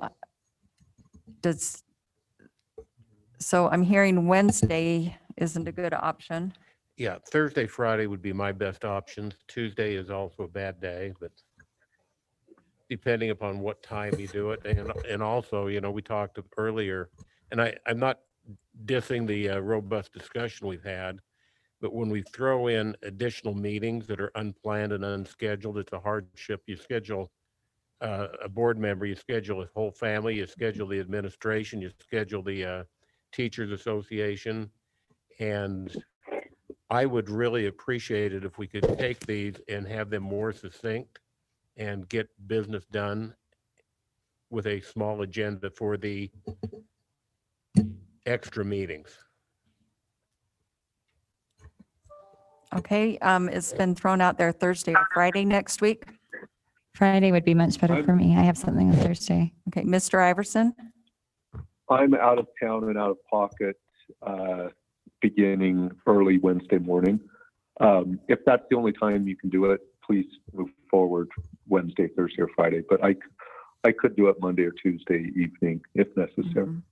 So if this follows Corner Canyon at all, we're going to need to meet Monday or Tuesday, you guys. We're going to be at those numbers. So I'm just saying that we can't, it's unrealistic to wait till the end of the week. I'm good for Tuesday. It's fine. I could do Tuesday. Tuesday? I'll do the best I can, but I'm not making a promise. Okay, You can zoom in on your phone, Mont, from the golf So- course. It depends. Well, the golf course is Wednesday. I'm sorry. So, you know, but Tuesday I may be driving. And so it depends upon what time of day. If I have a time of day, I could maybe schedule my drive different, you know, at a different time. okay, and so let's aim for Tuesday. Is the 4:30 time better, or would a 7 o'clock time be better, with the idea that it will be a succinct meeting? And this, you know, I keep thinking back to something Dr. Webb said, that you don't know, you can't really understand or know exactly something until you've experienced it, with the idea that we're just still taking steps into unexperienced places. And I realize it does take time and it does interfere with other things, but it's, from the discussion tonight, I get the feeling that the board does want to engage, at least initially, on some of these matters. I'll block my calendar between 4:30 and 5:30. 4:30? Okay. Okay. That sounds good. And so we will work to schedule that up. And So Superintendent, can I do you have anything yeah, else? just clarify. Yes. So the instructional models you're asking us to bring a 4-day model to the board on Tuesday. That was or one of the option. ideas. I think I think the real question and the problem that has been identified is there's a burden being placed on teachers that's, that's starting to take a toll to whatever degree that is. I think what the administration should do is take a look at the situation and come up with a few options for the board to take a look at. Okay. I don't know at this point that the board has agreed to a 4-day, but recognizing that there may need to be some adjustments to help support our teachers. Okay, thank you. Also, just BJ, do you want to clarify?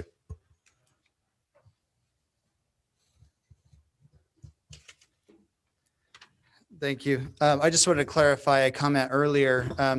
We have not had any nurses quit. Our nurses are extremely overwhelmed, but we have not had a nurse quit. And just be nice to your nurse. They're doing a fantastic job. We might be close to breaking, but they're holding strong. Thank you. Thank you. Thank you, BJ. Okay. All right, Superintendent, anything else? Any No, other that's it. questions? I Or just want to thank everybody. So that's it. okay. And Superintendent, thank you. I know you and your staff have been working, I don't even dare guess how many hours on this, and the stress and the strain of trying to navigate through these uncharted waters, and please know of our appreciation to you and to the staff. And I want to thank my fellow board members as well for their dedication and engagement. So is there anything else? Mrs. Oaks? I want to apologize for that mistake, BJ. That was totally on me. So my misunderstanding, I'm sorry. And for anyone else who I led astray. So Thank you. Anything else? All right, the meeting is adjourned. Have a great rest of the evening.